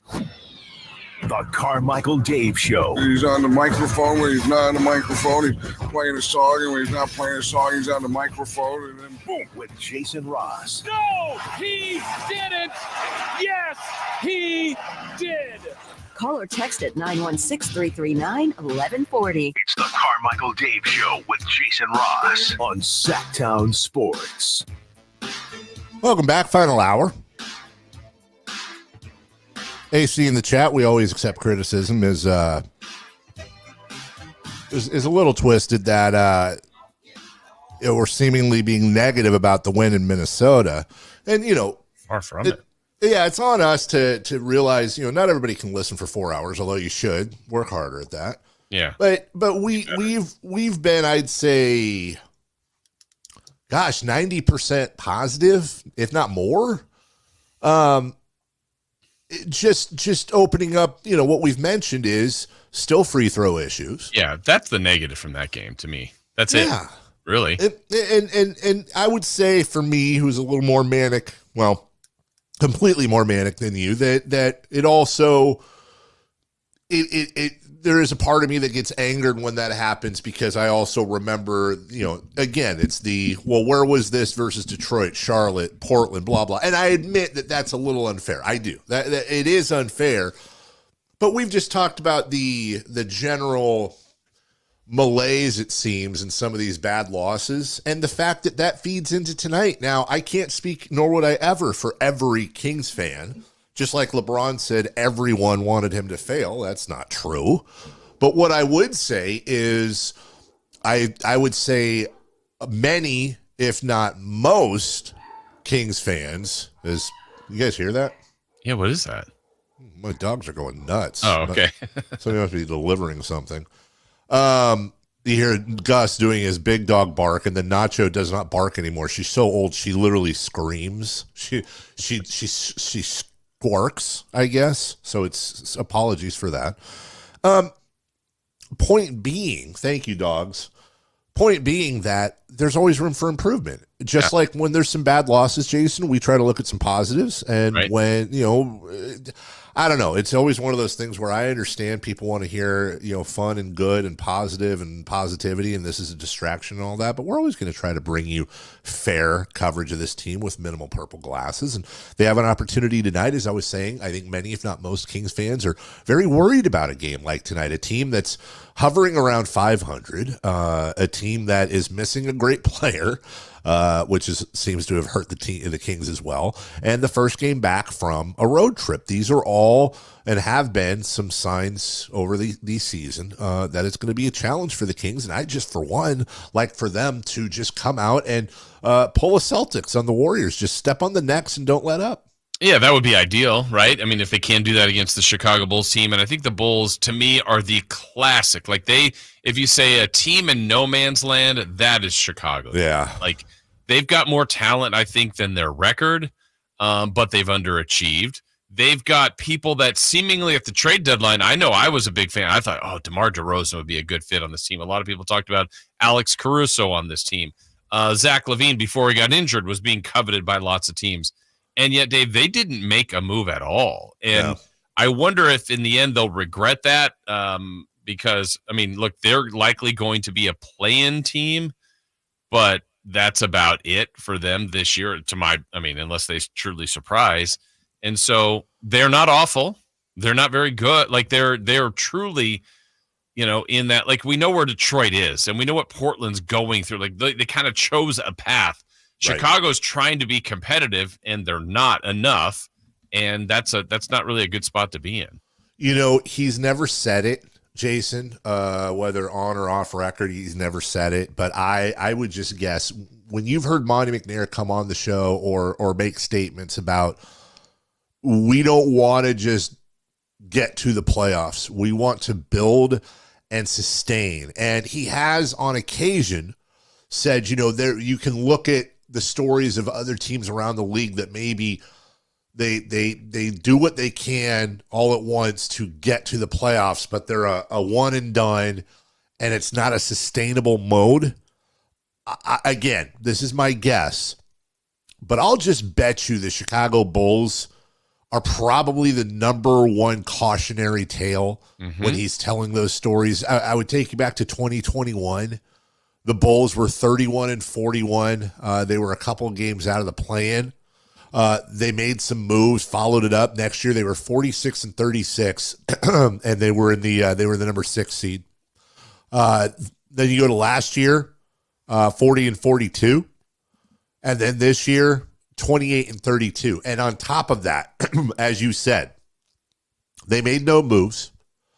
There is no chance that that's a championship team if they're 100% healthy, not even close. That is a team that at best is going to be a 4 to 8 seed, first, second round exit, period, end of statement. No chance at ever getting or building to a number 1 seed or winning a championship. And they had assets, still do, in DeMar DeRozan, in Zach LaVine, in Alex Caruso. And I couldn't help but thinking, Jason, as I'm sure you did, that's an example. If you had like, for example, if Danny Ainge was in charge of that team, all 3 of those guys would have been gone. He would have stocked up on first round picks. Vucevic, same thing, would have been gone. Stocked up on picks and made moves. Sam Presti, you think Sam Presti's running that team? You think Danny Ainge is running that team? There's a reason why these guys are considered the best or of the best GMs in the entire country. Hell, Masai Ujiri with Toronto stocked up with getting rid of OG Anunoby and Pascal Siakam. That's what you do. Chicago is the cautionary tale, one of a couple of teams that, you're right. You said it perfectly. They're in no man's land, and they're going to have another, at best, 500 season this year. If I was a fan of the Bulls, man, I'd be depressed as hell. Yeah, and again, no man's land can be a terrible spot, but it also without assets. But I think they have them, and that's why it's, I think the right deal, someone would have been interested in Vucevic. DeRozan as an expiring and still talented. Caruso, like I said, was coveted by a lot of teams. Maybe some teams would say, hey, get Patrick Williams over here in our system. We'll be able to do more with him. Kobe White. They've got some players that I think could help other teams, and they could have picked maybe a route. And I guess they did pick a route by sticking together, but I'm not sure is the thought, okay, let's get LaVine healthy in the offseason. DeRozan will likely come off the books, but run it back. Like I don't know exactly what they're attempting to do. First meeting between these two, 123-115 in Chicago. Kings won. Sacramento had a 30-point lead in the second half, Jason. They led 82-52, and the Bulls actually cut it to 3 points with under a minute to play. So it's one of those, like, they won, but it kind of felt like that Detroit win in Detroit earlier in the year where win is a win is a loss, but it wasn't type of thing.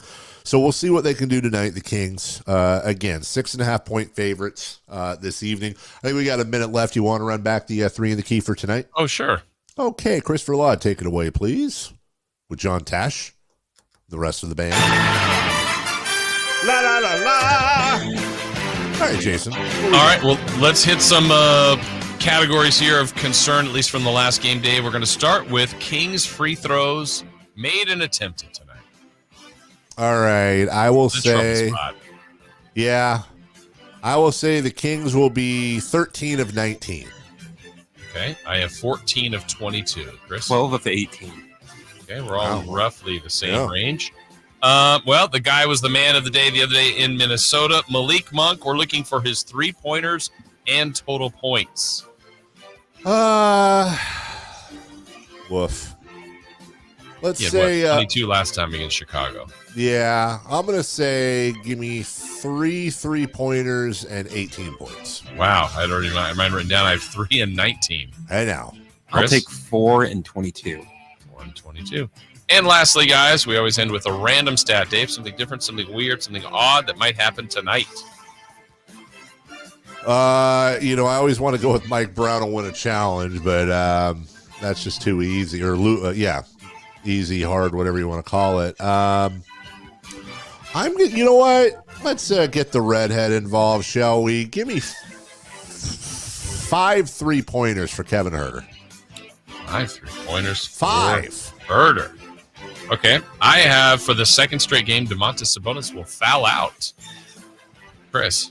I think that's not going to be good because he's going to be lighting the beam tonight. Oh, Sabonis lights the beam. Ooh. Okay. They're not going to give that to a guy that fouls out. A good point. So one of us can't be right. Jason, I don't like yours. Doesn't mean they're going to lose. No. Well, Definitely. I don't like yours either. We'll take a break. When we come back, just a quick 1-minute break here. Even though the Kings beat Minnesota, that made it a great weekend, but it was an even better weekend when you looked at what happened around the league as well. We'll update you on the standings coming up next. Our first year as the radio home of the San Francisco 49ers is one we will never forget. And here's Purdy going to throw one deep, wide for Depot. Made the catch on the back shoulder. Touchdown! San Francisco! And a back shoulder banger for Deebo Samuel. Congratulations to the 49ers on a terrific year. And thank you for so many wonderful memories. Are you stressing about your IRS tax problems? Have you received notices from the IRS threatening to garnish your wages, levy your bank accounts, or seize your property? You need an ally. Allies Tax Relief has tax attorneys and enrolled agents that are ready to fight for you. They have saved millions for taxpayers just like you. Allies Tax Relief can help put a stop to IRS collections and, most importantly, negotiate your tax debt. Here's Brenda, a happy client of Allies Tax Relief. I owed the IRS around $57,000, and they're about to start garnishing my paychecks. I heard a commercial on the radio about Allies Tax Relief, so I thought I'd give them a call. After a day, they were able to at least stop the garnishments, and after a few months of negotiations, I walked away owing the IRS only $301. If you owe the IRS, call Allies Tax Relief right now for your free consultation. Call 800-230-5174. 800-230-5174. That's 800-230-5174.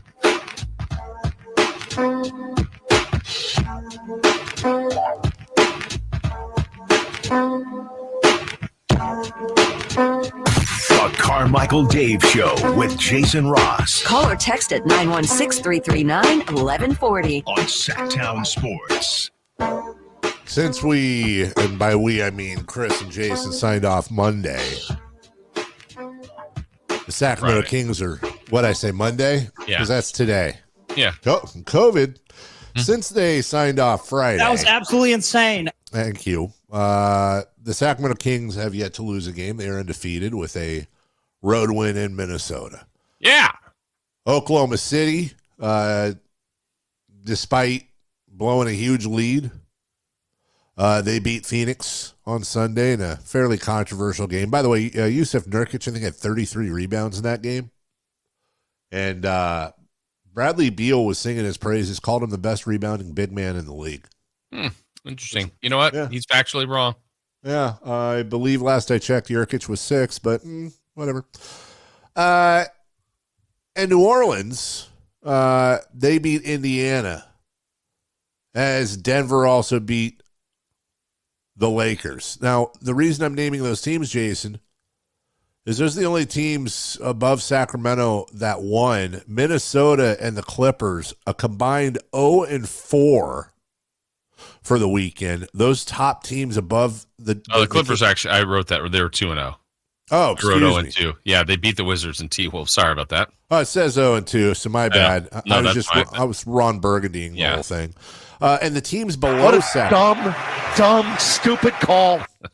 The teams below Sacramento, this is the best part. Yeah, they got some help. If these numbers are to be believed.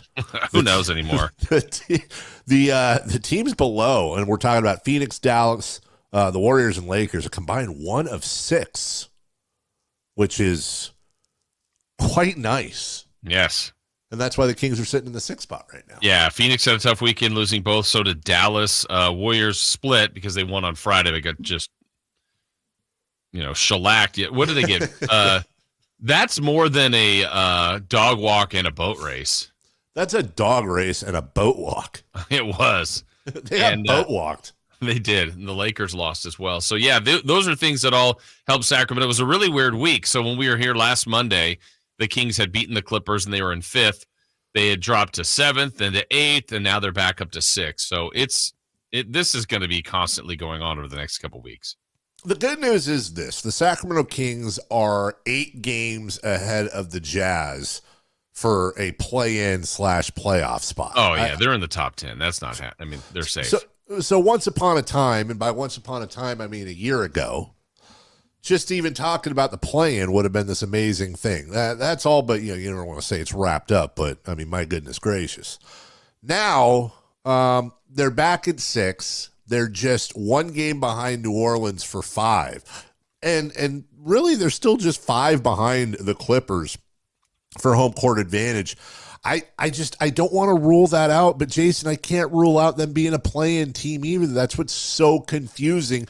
If the Kings play like they did Friday, without De'Aaron Fox, for God's sakes, I believe the Kings will be the 4 seed. I truly do, but that's easy to say because good luck to playing every game like you did Friday. They have not shown the ability to do that all year. Yeah, I mean, if you're looking again for positive things that could help, they have played the fewest home games of anybody in the NBA. Nobody's played fewer home games than the Sacramento Kings. Now, you got to still win the home games you got remaining, so they got more home games left. For example, they've played 26. A team like the Suns they've already played 33 home games. Wow. So they only have 8 left at home while the Kings have 15. Tonight they're at home, and then they're back on the road for the Lakers. And then after that, they finally get just a chunk of home games, really, for the bulk of March. So there's opportunities here to take advantage of this. The other thing I was just looking at for the Kings, this last 9-game stretch really could have buried them one way or the other, and it didn't. And to their credit, looking at this, so since that Detroit loss, Dave, which was arguably one of the worst of the year, if not the worst, they had to play Denver 3 times, Oklahoma City, now the top seed, Phoenix. The one non-above 500 team they played was San Antonio, and they defeated them. But they played the Clippers, Miami, and Minnesota. I mean, that 9-game stretch is absolutely brutal, and they went 5-4. I mean, not earth-shattering, but they didn't get buried, and so only one team below 500. They did beat them, but 4-4 in those other 8. And with 3 with Denver, that's pretty good. When you look at, as you said, and it's such a great point to underline, because I think it's important to have expectations. It's important to have fair expectations. But when I look at their upcoming schedule, the only game I look at and I go, yeah, that's probably an L, is Tuesday, March 12th at home versus the Bucks. That doesn't mean they're going to lose. I'm saying if I had to put a confidence meter on any losses between now and the 31st of March, that would be number 1 on my confidence meter. Chicago at home, they should win. At Lakers, they probably should win. San Antonio and Houston at home, win-win. And I say that with understanding what happened in Houston. Yep. Then you got Milwaukee. Then you have the Lakers, the Knicks, Memphis at home. They'll be favored in all 3. The Knicks probably the toughest one of those 3. They'll be favored in all 3. They'll be favored in Toronto. They'll be favored in Washington. It'll be very close in Orlando. They probably will be favored by a 0.5 point to 1.5 points against Philadelphia at home, depending on if Joel Embiid comes back, which I don't believe he will be by then. And they'll be favored in both Dallas home games, and they'll be favored at their home Utah game. Now, I'm not saying that this should be the expectation, Jason. But there is an opportunity here if everything goes right and the Kings play to their level. There is an opportunity here, Jason, to have a very special March. Yes. They have 1, 2, 3, 4, 5, 6, 7, 8, 9, 10, 11, 12, 13. They have 15 games in the month of March. There is an opportunity here with 4 of those 15 being on the road and 2 of those 4 on the road being against Toronto and Washington. Jason, there's an opportunity here to go 13-2, 14-1, 12-3. Anything less than 11-4, and I am incredibly, to me, less than 11-4, barring an injury, 11-4 or less is like very disappointing for the month of March. Mm-hmm. And I know 11-4 sounds crazy, but if you go and break down every matchup, not that that's mattered this year, but I guarantee you Kings are going to be favored 11 out of those 15 games, meaning, I know that's Vegas, but meaning they should win 11 of those 15 games at a minimum, probably more like 12 out of 15. So you got to look at this month of March and go, okay, here's your opportunity to get right after you've had to slog through. Here's your opportunity to peak for the playoffs. And honestly, if they go 11-4, 12-3, 13-2, 14-1 this month, they're going to be the 4 seed by the end of the month. Yeah, I mean, let's take the low end. If they get to 11 wins, that's 45 at the end of the month. They would have 8 games left in April. And remember, they won 48 last year. I mean, they could push 50, which is a pretty special season. And that's certainly getting them well out of the play-in range. And then, top 6. And then can you get all the way to 4 with that?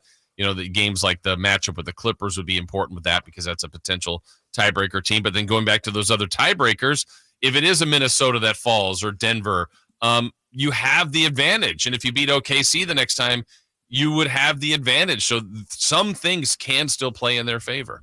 100%. This is, I think it's important to recognize, really important to recognize. And I completely understand that what should happen and what will happen aren't always shaking hands with this team. Right. But I believe that it is very important for the fan base to recognize that 11-4, 12-3 in the month of March, that's what should be expected. Not blue sky, not optimistic.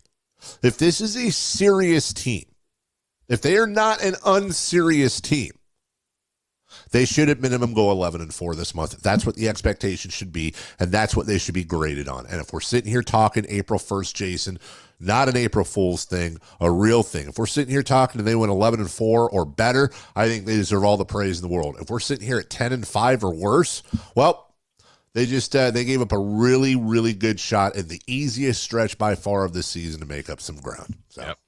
We'll take a break. When we come back, what to watch going on tonight in addition to the Sacramento Kings, and then we'll finish up with Crosstalk with Styles and Watkins, celebrity birthdays, and more. Don't go away. Final half hour of the program next.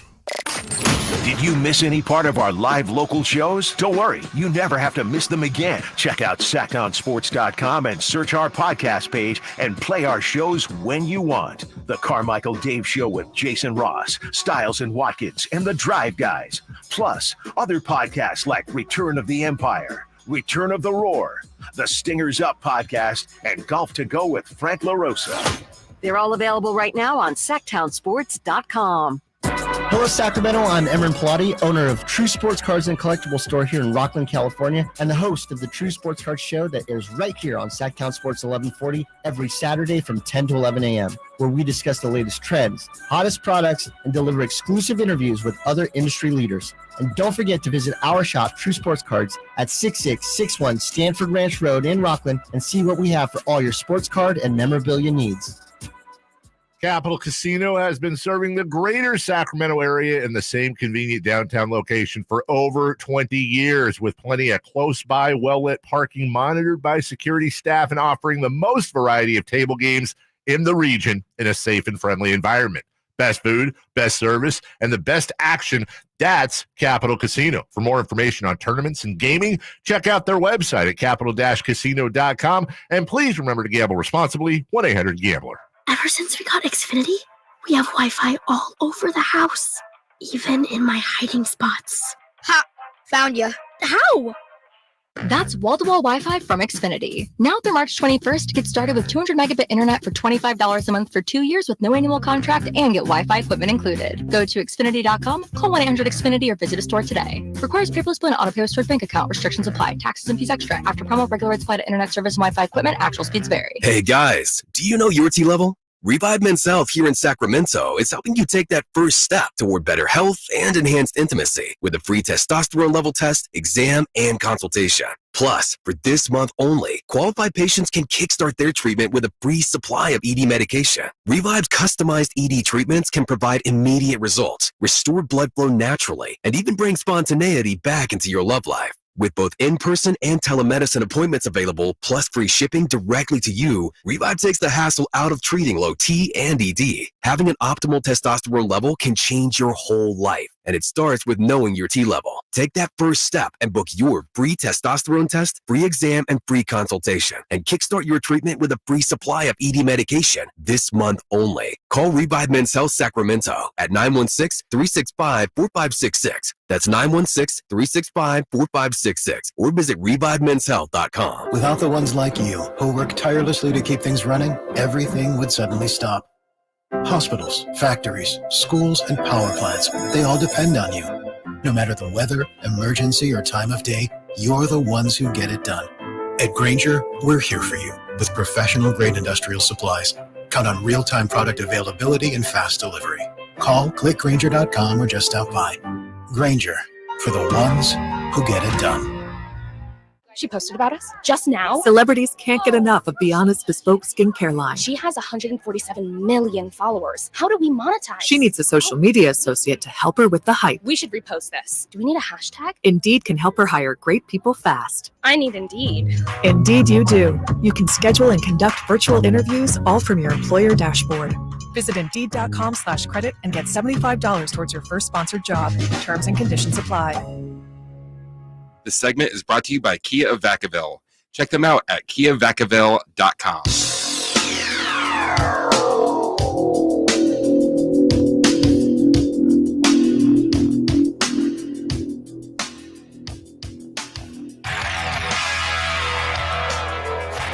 Waking you up with the best in local sports. They just make it interesting, you know? It's the Carmichael Dave Show with Jason Ross on Sactown Sports.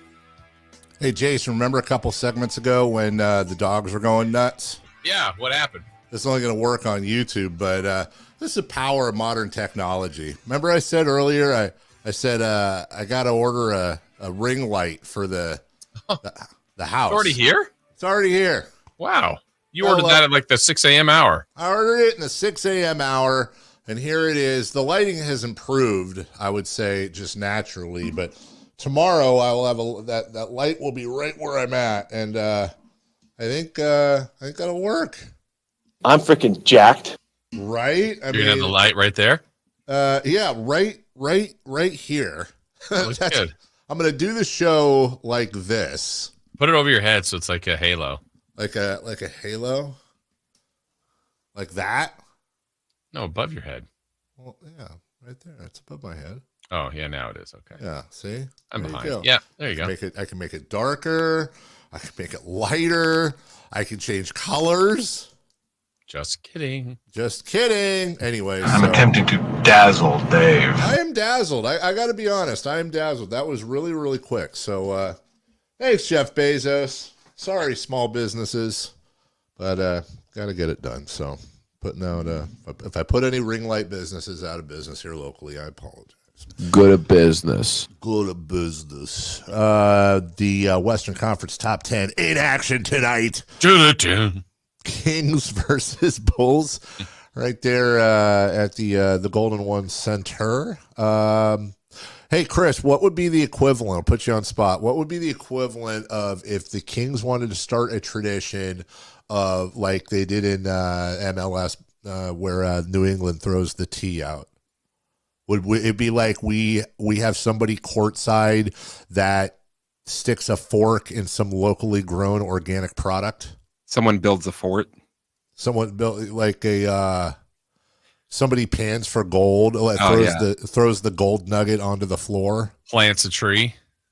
That was a big argument. It always comes up. That was a couple weeks ago. Our producer, our station producer, Jay, put that out there. And I think it's pretty overwhelming when you talk about Sacramentans, whether it's City of Trees versus Farm to Fork. City of Trees wins like 90 to 10%. Do you really care about Farm to Fork? Can I look at it from the other side? Sure. There are a bunch of cities of trees. Yeah, but we're the reason Arbor Day exists. We are. Like Boise is literally, the name is like trees.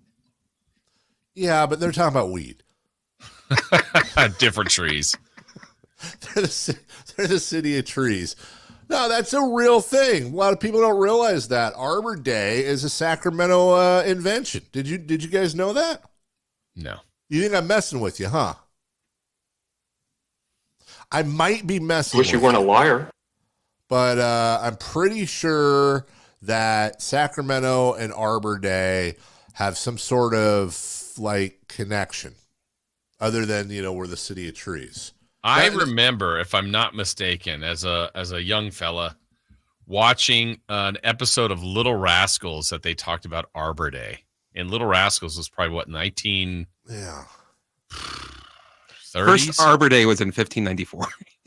Yeah, I'm not finding. Okay, so I'm not Sacramento. I'm not finding anything. First American Arbor Day was originated by J. Sterling Morton of Nebraska City, Nebraska.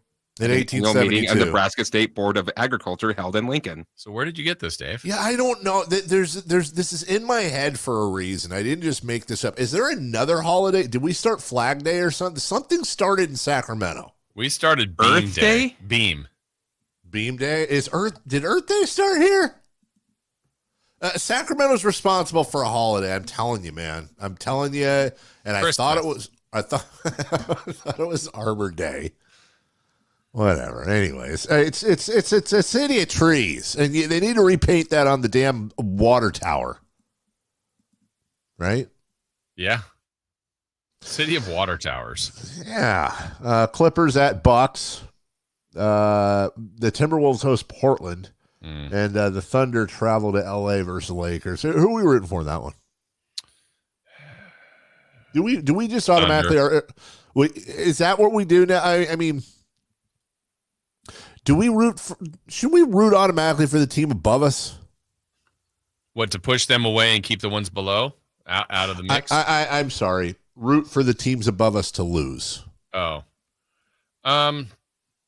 I mean, 7.5 back of OKC with 23 to go is just about I mean, it's not impossible, but I would rather, I guess, in that case, root for OKC, get them a win, make sure the Lakers aren't a team that you have to play in any way, shape, or form.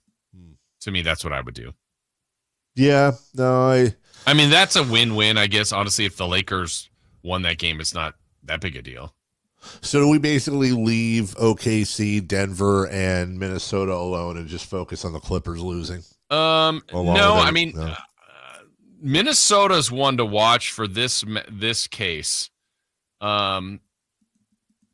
They still play Denver in their closing set 3 times.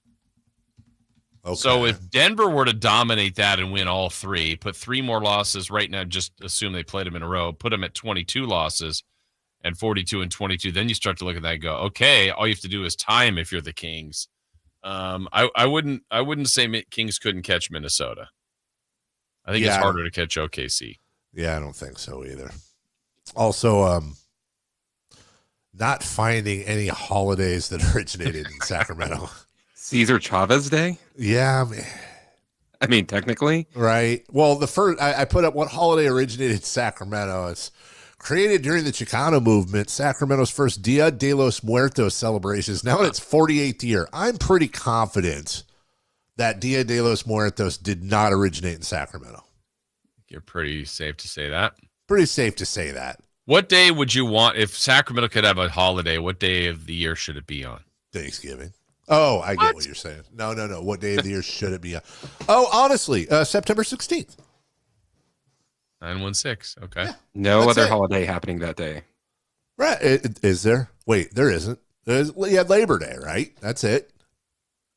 For you, yes. Yeah. Nothing else you have to celebrate that day, Dave. Right. So why not?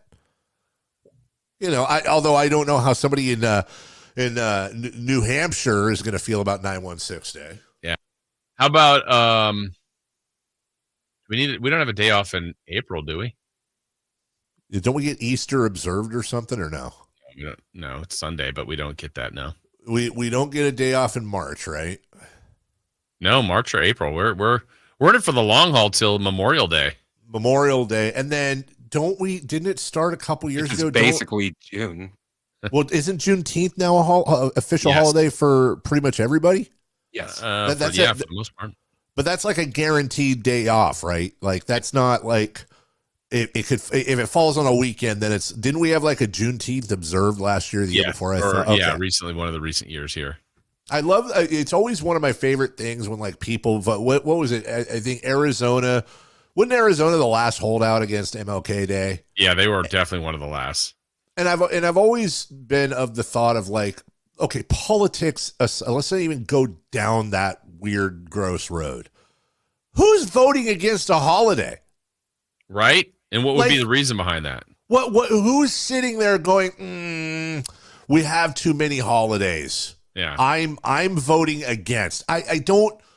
Well, I guess there'd be a couple things I wouldn't want a holiday for, but that being said, it's still a day off. Yeah. How backwards do you have to be to say, no, I would not like this day off. I'd rather work.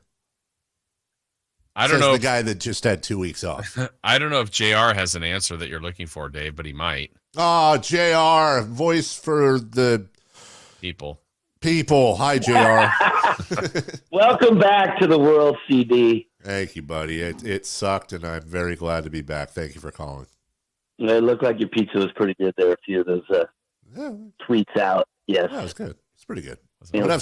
How do you guys feel about? I mentioned at the beginning of the segment. I made it the day before yesterday.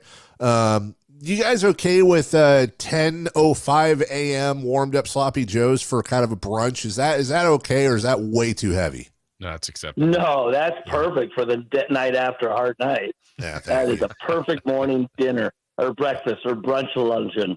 Hey, we need to bring tree branches to the game, and we need to have a National Tree Day. Like people have to literally do something like hug a tree, take care of a tree. There's your 9/16 day, Davo. But couldn't that be? You always have to worry. The legendary Bill Veck with the disco demolition, like, you know, or dozen egg night. Like, don't you have to worry? Well, that was out of the movie Basketball, I think.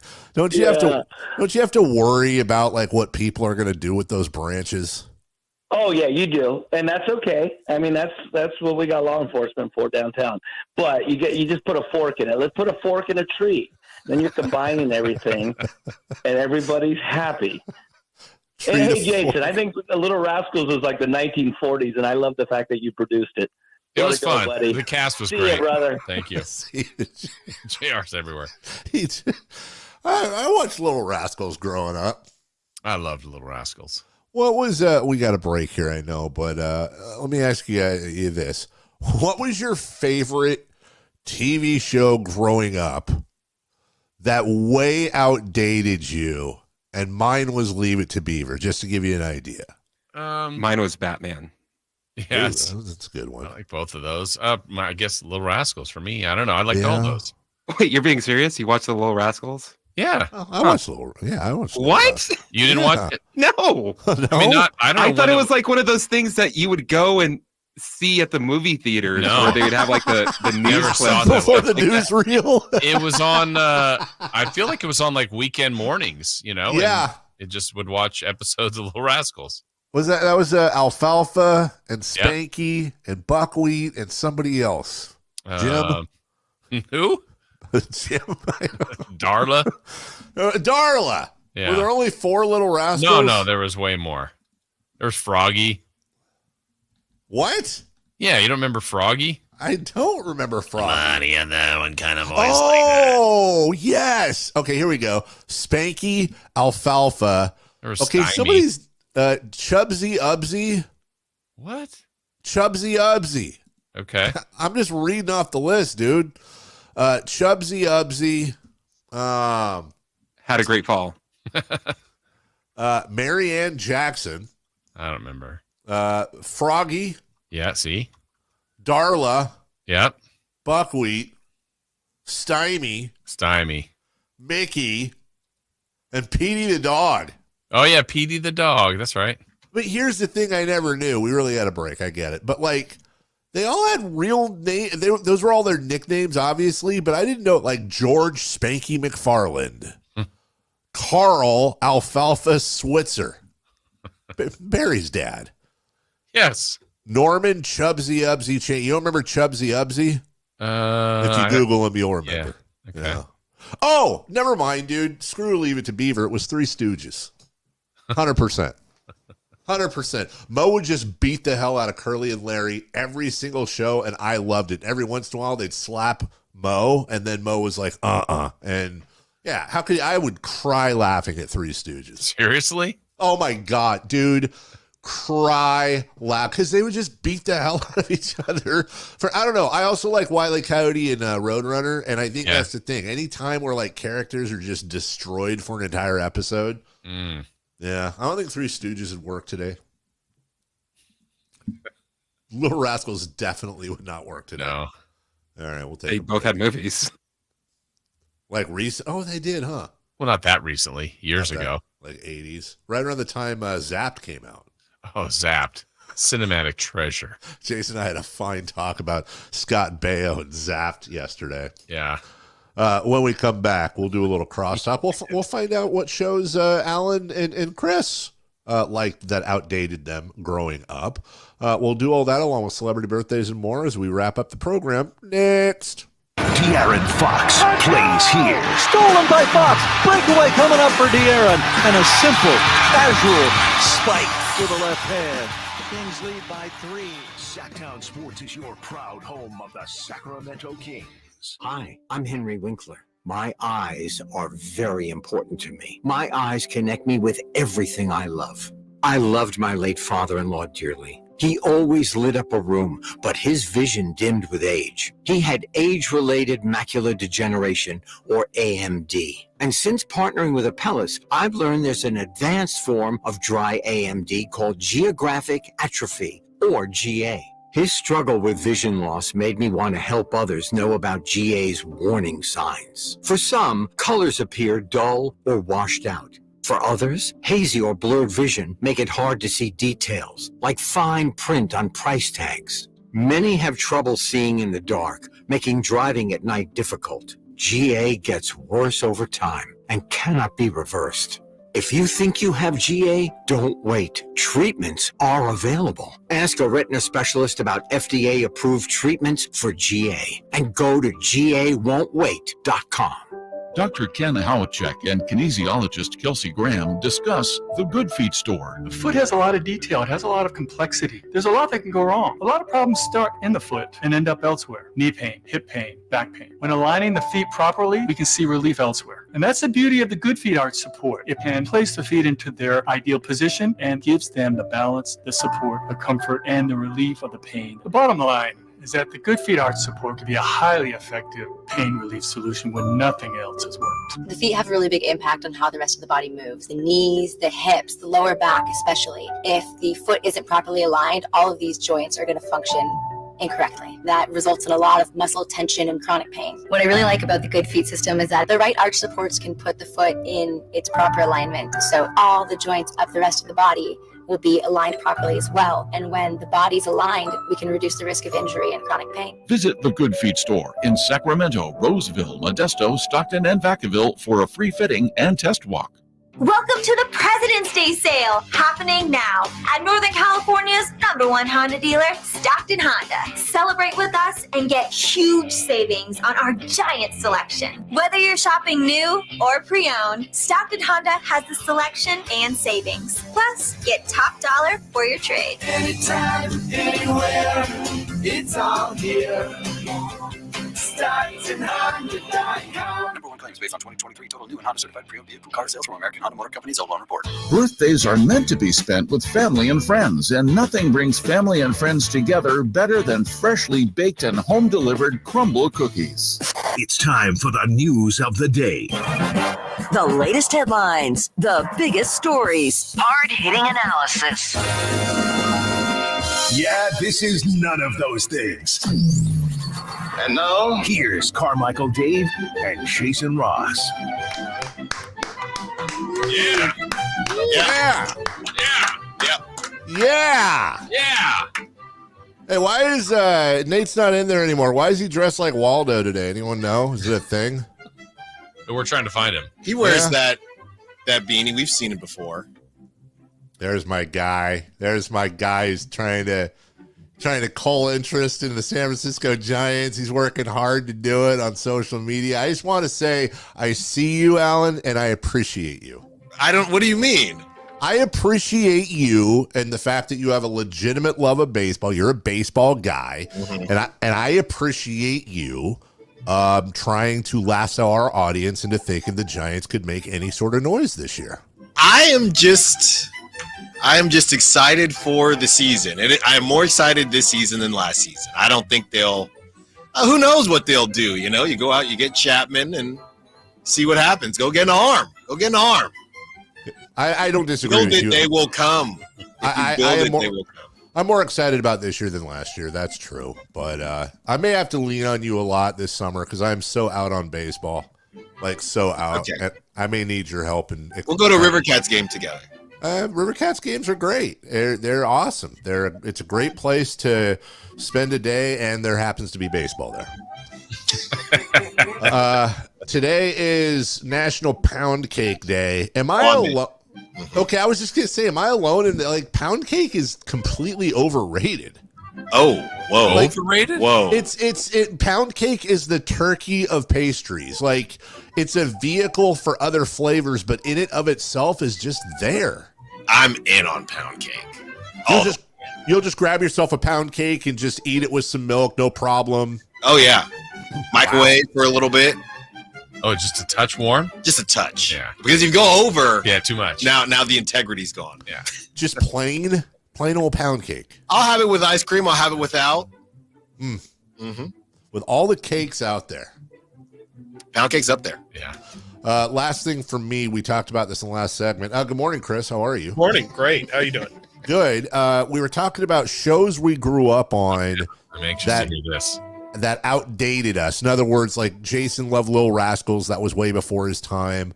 I love Leave It to Beaver and then switch that to Three Stooges way before my time.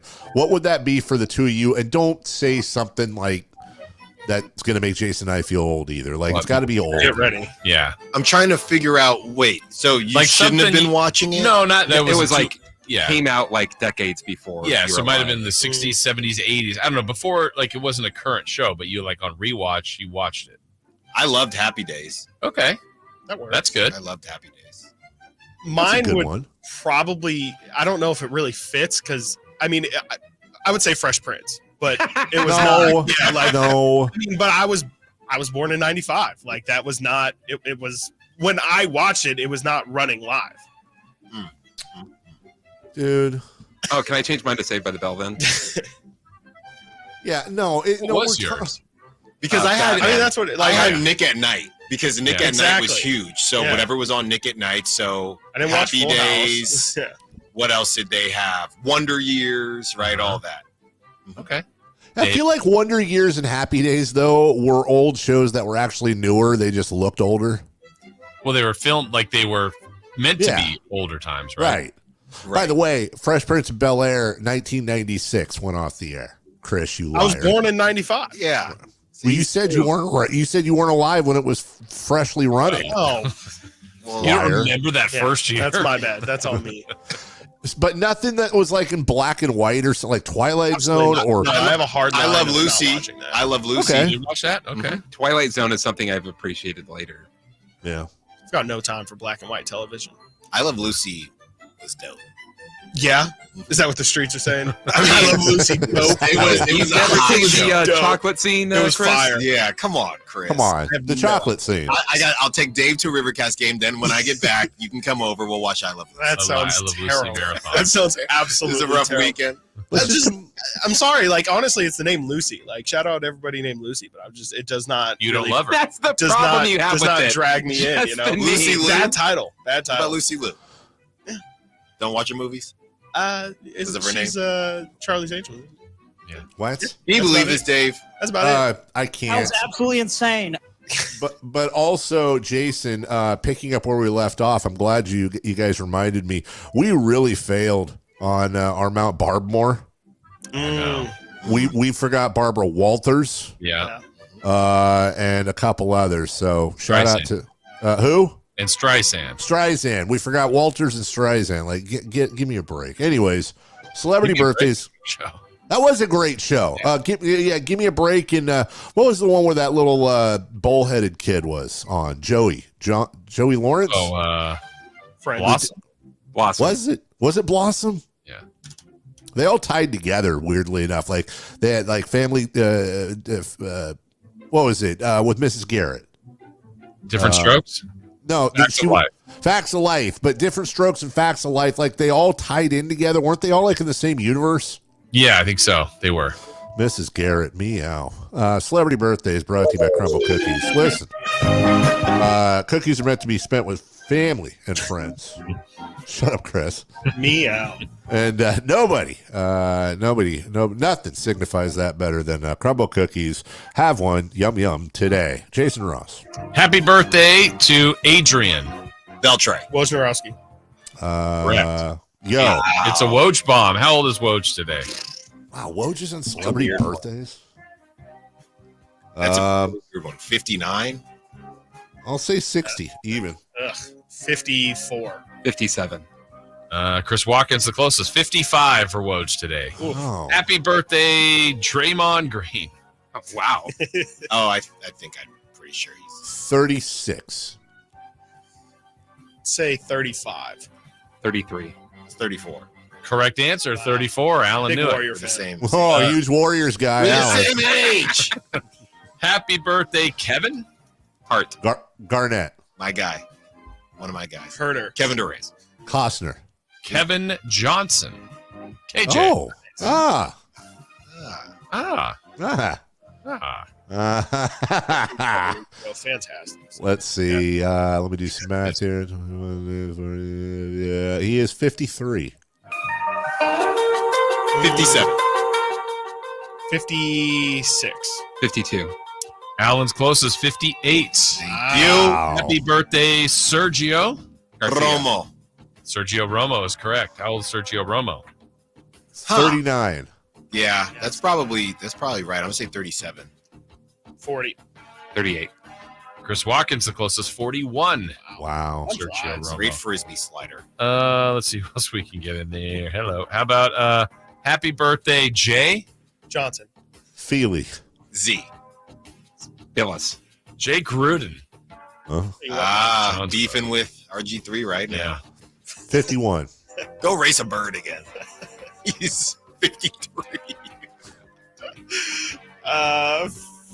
48. 54. Christopher Law, the closest, 57. Looks Gentlemen, what's coming up on the big show today? Well, we're definitely going to cut that meow because anytime there's any cat slander, we're just going to play that meow. So we will cut that. Thank you, Dave. Meow. We are talking a lot of Kings. We're not getting fooled anymore by one game, but they'll probably pull us in if they win tonight. Really? Probably. Well, I can't wait to listen. It's not meow, it's we-ow at the station. We are a team. So for Jason, for Christopher Laud, myself, listen, Styles and Watkins coming up next right here in your home of the Kings and big-time wins, the first game back from a road trip. Sactown Sports.